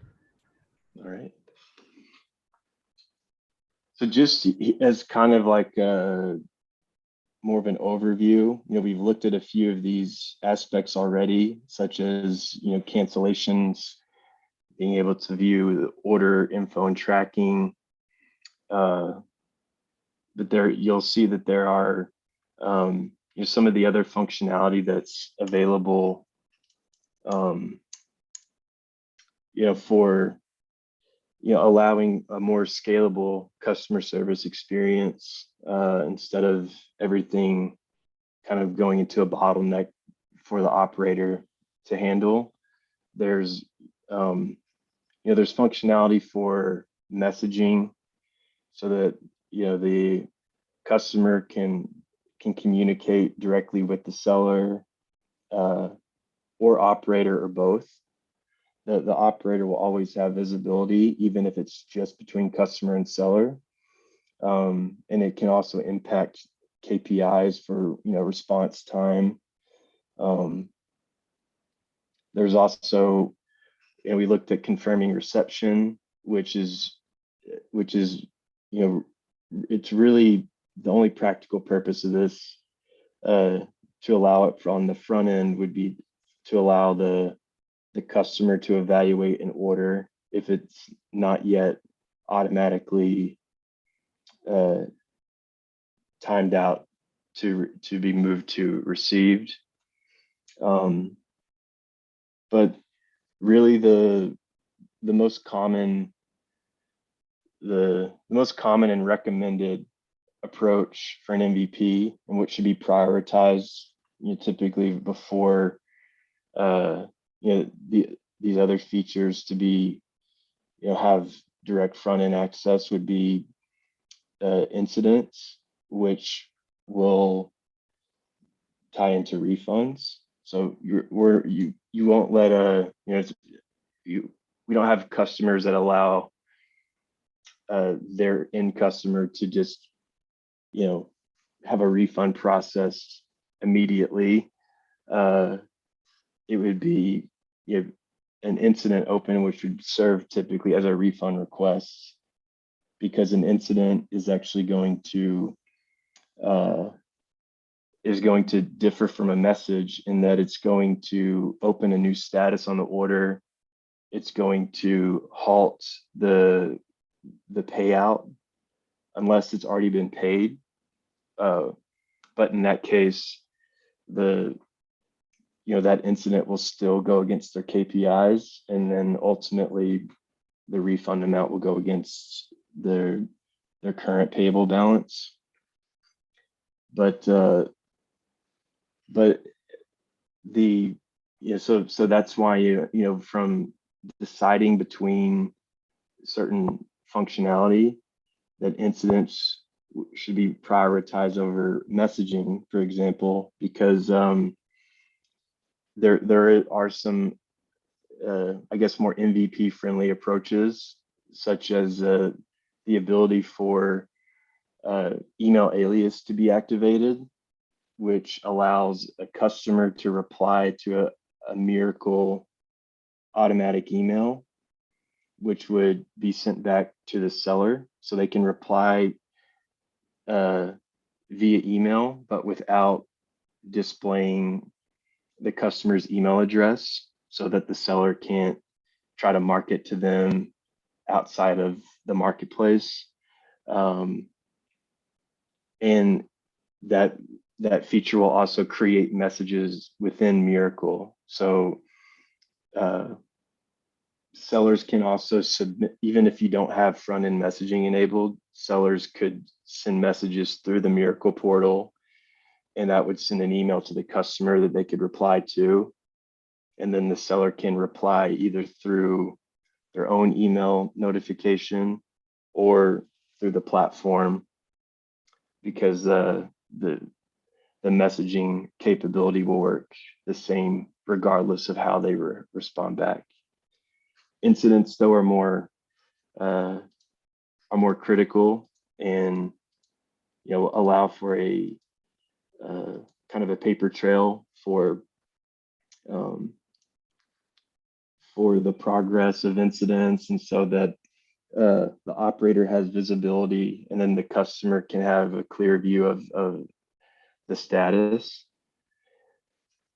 And so, based on, back to the OR11 trigger, if they can open an incident as true, they would be able to, open an incident from the front end and specify from an incident open reason why they're opening that incident. And this could occur as well through the operator portal. So let's say that a customer, instead of going to the website, calls the operator's customer service, and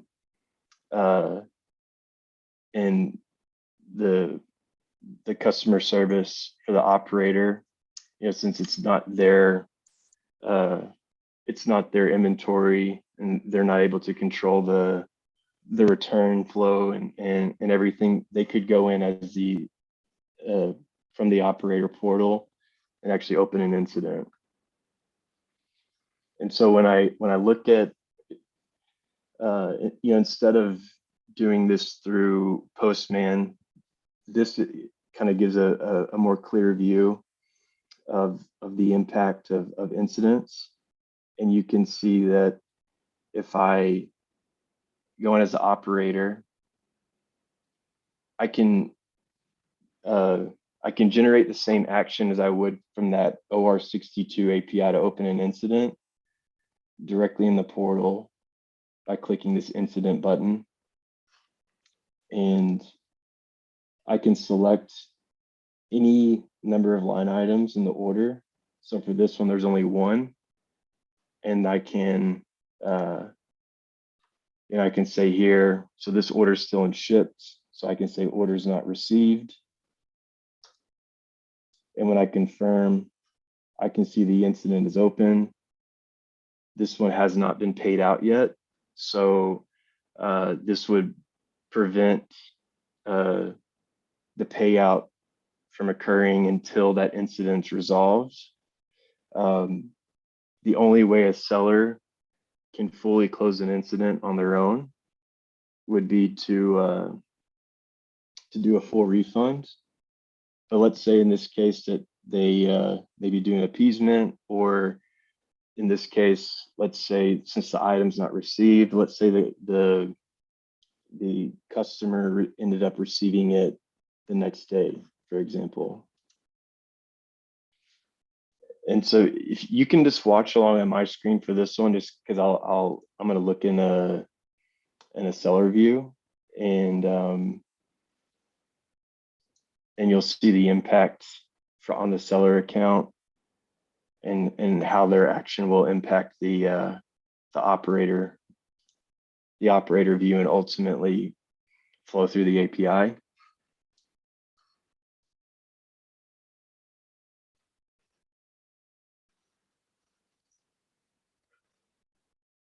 So from my seller dashboard, I can see I have a new incident.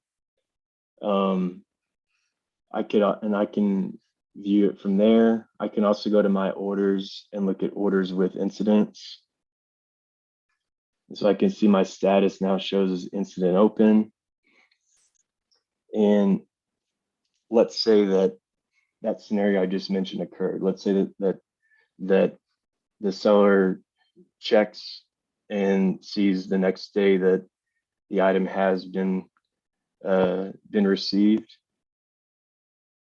And instead of closing the incident, they have the option to mark it as resolved. And so they'll still use an incident closure reason that you'll define when we saw before for incident reasons, anything that's assigned to the seller, they'll use that as a resolution reason.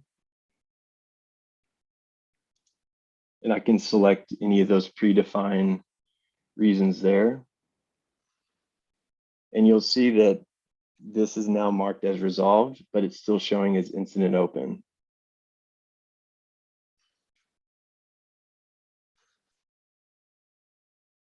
And the impact this would have is, within the OR11 response, the status of the order lines will reflect the incident. It will also provide an array for incidents along with their open reasons, what lines impacted, and if it's been marked as resolved or not. But now if I look at from the operator portal, I can also see orders with incidents, and I can go back to that same order that was just marked as resolved, and the customer can either agree to close the incident if the incident closure API is integrated to the front end, or the operator can confirm the resolution as well and close the incident. If no action's taken, this incident can just time out based on a number of days the operator set. So it could be like commonly 5 days or 7 days. But there could be a dispute. So the customer could say, no, I actually did not receive the order. And the customer could dispute it through API on the front end, or the operator can do so on their behalf. And what this will do is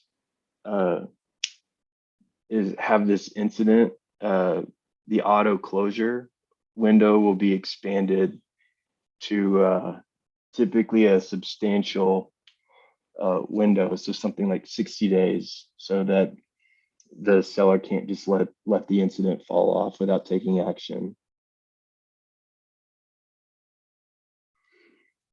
And so without the operator just simply closing the incident, if the seller in that case says, okay, I'm just going to process a refund, they can do so by clicking the refund button or through a seller API. You can see from the operator portal, I can do so as well. You can even do this on orders that don't have an incident, although the recommended approach is to have an incident prior to. But as the operator, what I'll do here is I'll click refund. And just like I did for cancellations, you can do a detailed or partial refund, or you can do a full refund. So if I do a detailed refund here, let's say I'll refund for half the quantity, we'll say maybe only half the items were impacted.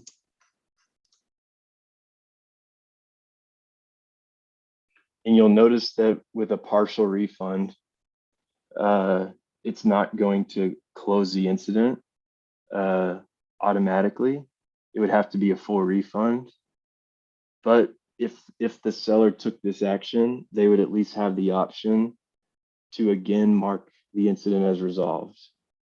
If they didn't take any action, they would not be able to do so. But in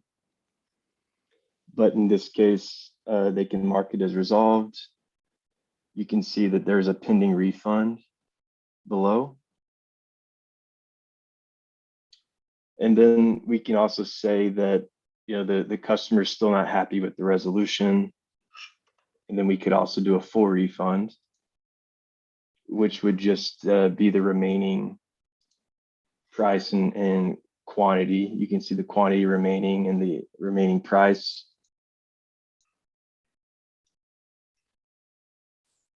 And so those are really the two options for refunding. And then you can see now there's no longer an incident shown in the order.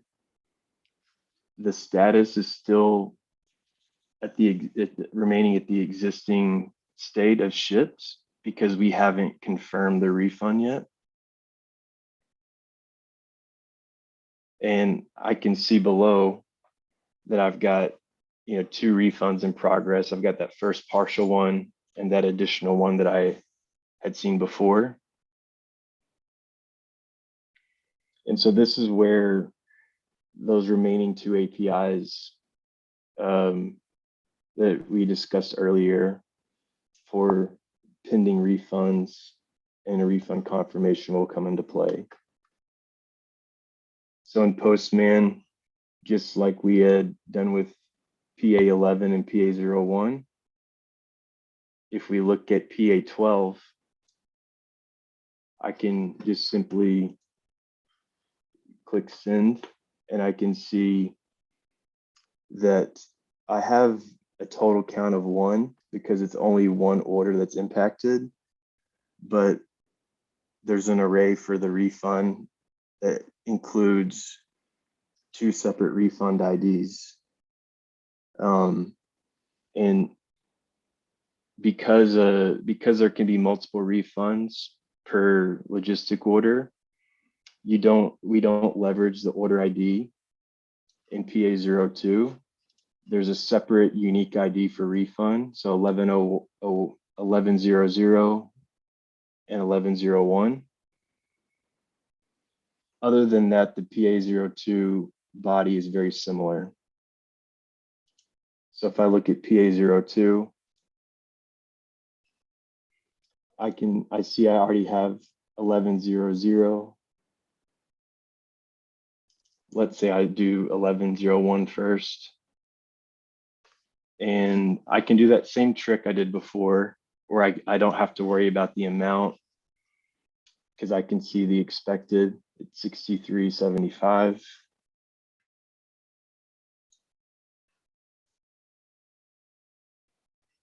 And then I can do the same for 1100. And I can see I just need to update this price. And with both of those confirmed, I've got the 204 success. The PA12 response now, if I call it again, should be empty. So a successful call, but there's nothing that's pending there. And then back in the Mirakl operator portal, if I just refresh that screen for that order, you'll see that I have a fully refunded order and the status is closed. So this is when we had talked about that closed status, that it can automatically close after a predefined number of days the operator sets, or a full refund, because the closed status indicates no other transactions can occur. So basically no refunds at that point. So I know that's, a good amount of information, also including all the orders pieces. So could understand if there's any confusion or questions, but I'm happy to help answer those, and or also give you some time to try some of these out and dig a bit further, and revisit it again in the Q&A session. But I'll pause now. If you have any questions or would like to go through any of these examples again, I'm happy to do a few others if that's helpful.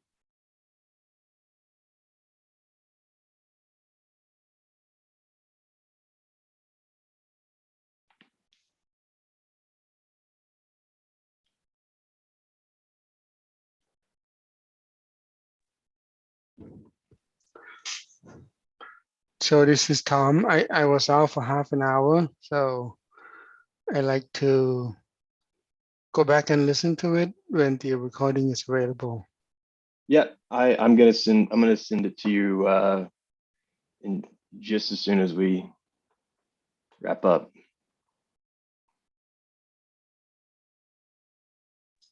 Thank you. No problem.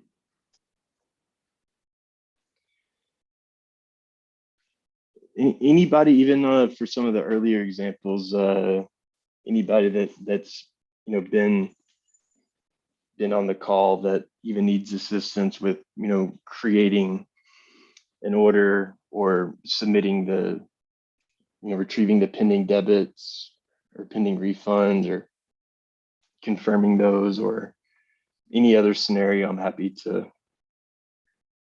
go into.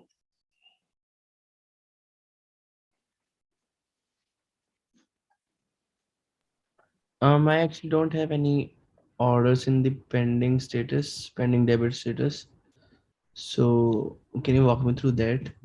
Yeah, absolutely. So when you go to your orders page, so you can just go to all orders. Can you tell me which what statuses you see? Are they all pending acceptance, or do you have any in shipping in progress or anything? Yeah, shipping in progress, pending acceptance, and fraud check pending. Gotcha. So for the shipping in progress, this is the one I recommend. That's the one I recommend going into. So if you will click into an order that's shipping in progress, all that you'll need to do is provide the carrier and tracking info, and then confirm the shipment. So there's a button below where you can click proceed to shipment. And you can, for this example, you can just select any carrier from the list, and then you can just key in any number for now. And then if you click confirm order shipment, that should lead that status to be debit in progress. So if you want to give that a shot and let me know if that worked for you. Yeah. Yes, it did. All right. Yeah, thanks. No problem. Are you comfortable with the other steps to retrieve the pending debits with PA11? And then Yeah. yep.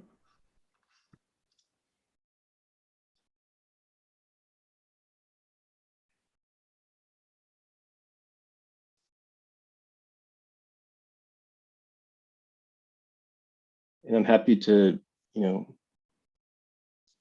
hang back if you or wanted to give that a try, or if you prefer to do some of the, do more examples on your own. You can, feel free to, reach out if you want me to, if you run into any trouble, or even just want me to look in your environment. I'm happy to do that for any of you that are, get stuck on any of these examples that would like, just a look into what's going on if you get stuck anywhere.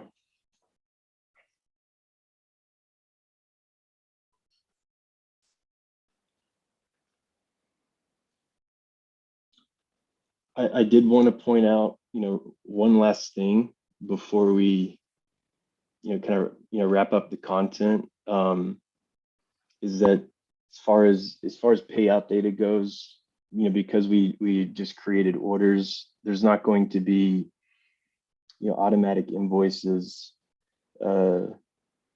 generated, but I'm going to show you an example for once that, the billing cycle were to run, about what would be generated automatically.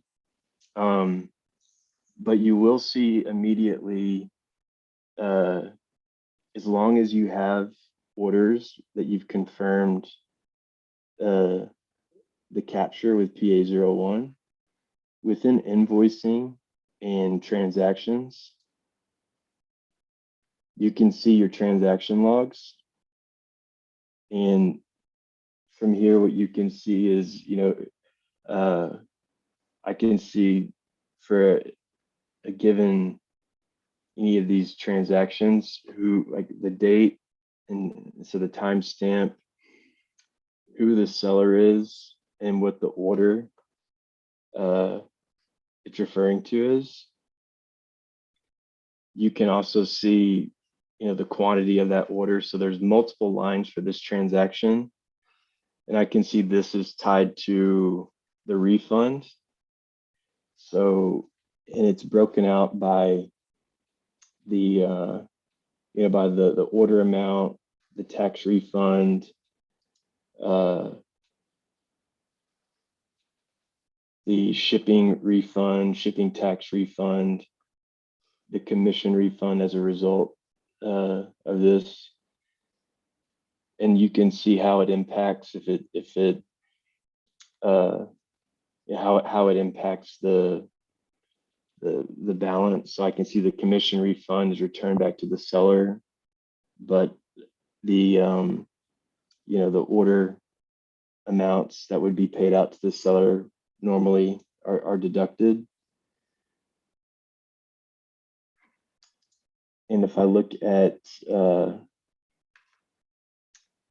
example here, I can see for a new order, I can see the the order amount, the tax. I can also see that because this tax is collected and remitted by the operator, that there's an offsetting transaction line to reflect that 1211 was captured or was collected in taxes, but that it's been taken out of the seller balance because it's being remitted by the operator. So that's here is for tax remitted by the operator. Those are going to be the two for a new order that will reflect as negatives, in addition to commission, since this is what the operator is keeping. But everything else, so the $50 for the order amount and the shipping charges are being added to the seller's balance. And then once the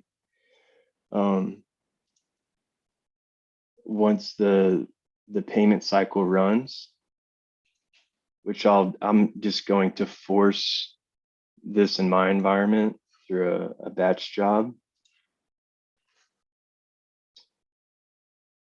you'll be able to see what is generated as a result.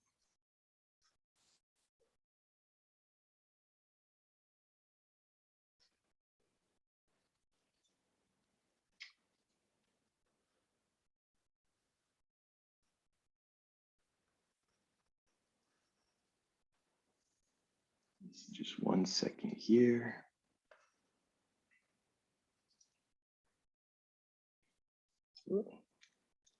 Just because this can take a minute or two to generate.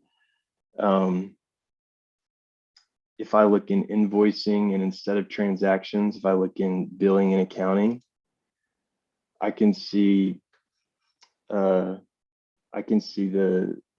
each seller that for a given payment cycle that had a payout data generated. So if they were, or in this case, I have these two sellers here in my most recent one that are owed 960 and 191.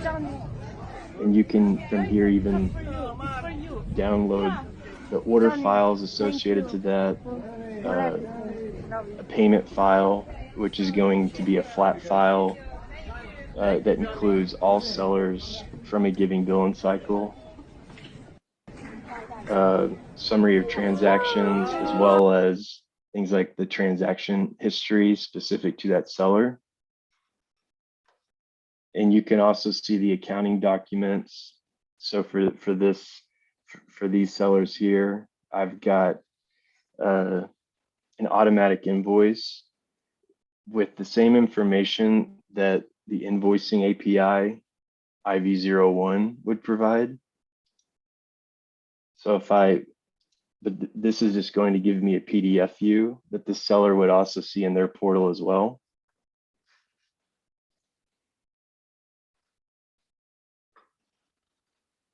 This is one I did some kind of wild examples with. So I can see that, from this seller, you can ignore the VAT taxes here. This is for just an example for international marketplace, but I can see that the commission that was withheld for this billing cycle is 2646. With VAT taxes 2925. And then you can see at the bottom that it gives a summary. So as opposed to the transaction log, which also can be exported to spreadsheet or through API, and that gives granular order by order details. This is giving a subtotal of all payable orders, along with including taxes or excluding taxes, a separate line for taxes that have been remitted by the operator. So in this case, all of them, so they offset. I can see commissions, refunds, refunded taxes, and the commission refunds based on those refunded orders. So it all leads to the amount to be transferred to the seller. So integrating the API that provides this data is the recommended approach, along with the transaction log API TL02 is really the best practice here, and that's just noted here in the accounting section. But as I mentioned before, that some of these can be considered as a fast follow, maybe not particularly in MVP, because that data can be pulled from the platform in the short term if they need to handle that payment manually. And in this case, that is not ideal, but it's at least not preventing the marketplace from being active and having products, offers, and orders and transactions and everything. So that's just an extra piece here. I'm happy to go into that more if you want to join in that Q&A session, but otherwise that's all I have. Unless you have any questions or like any help on anything.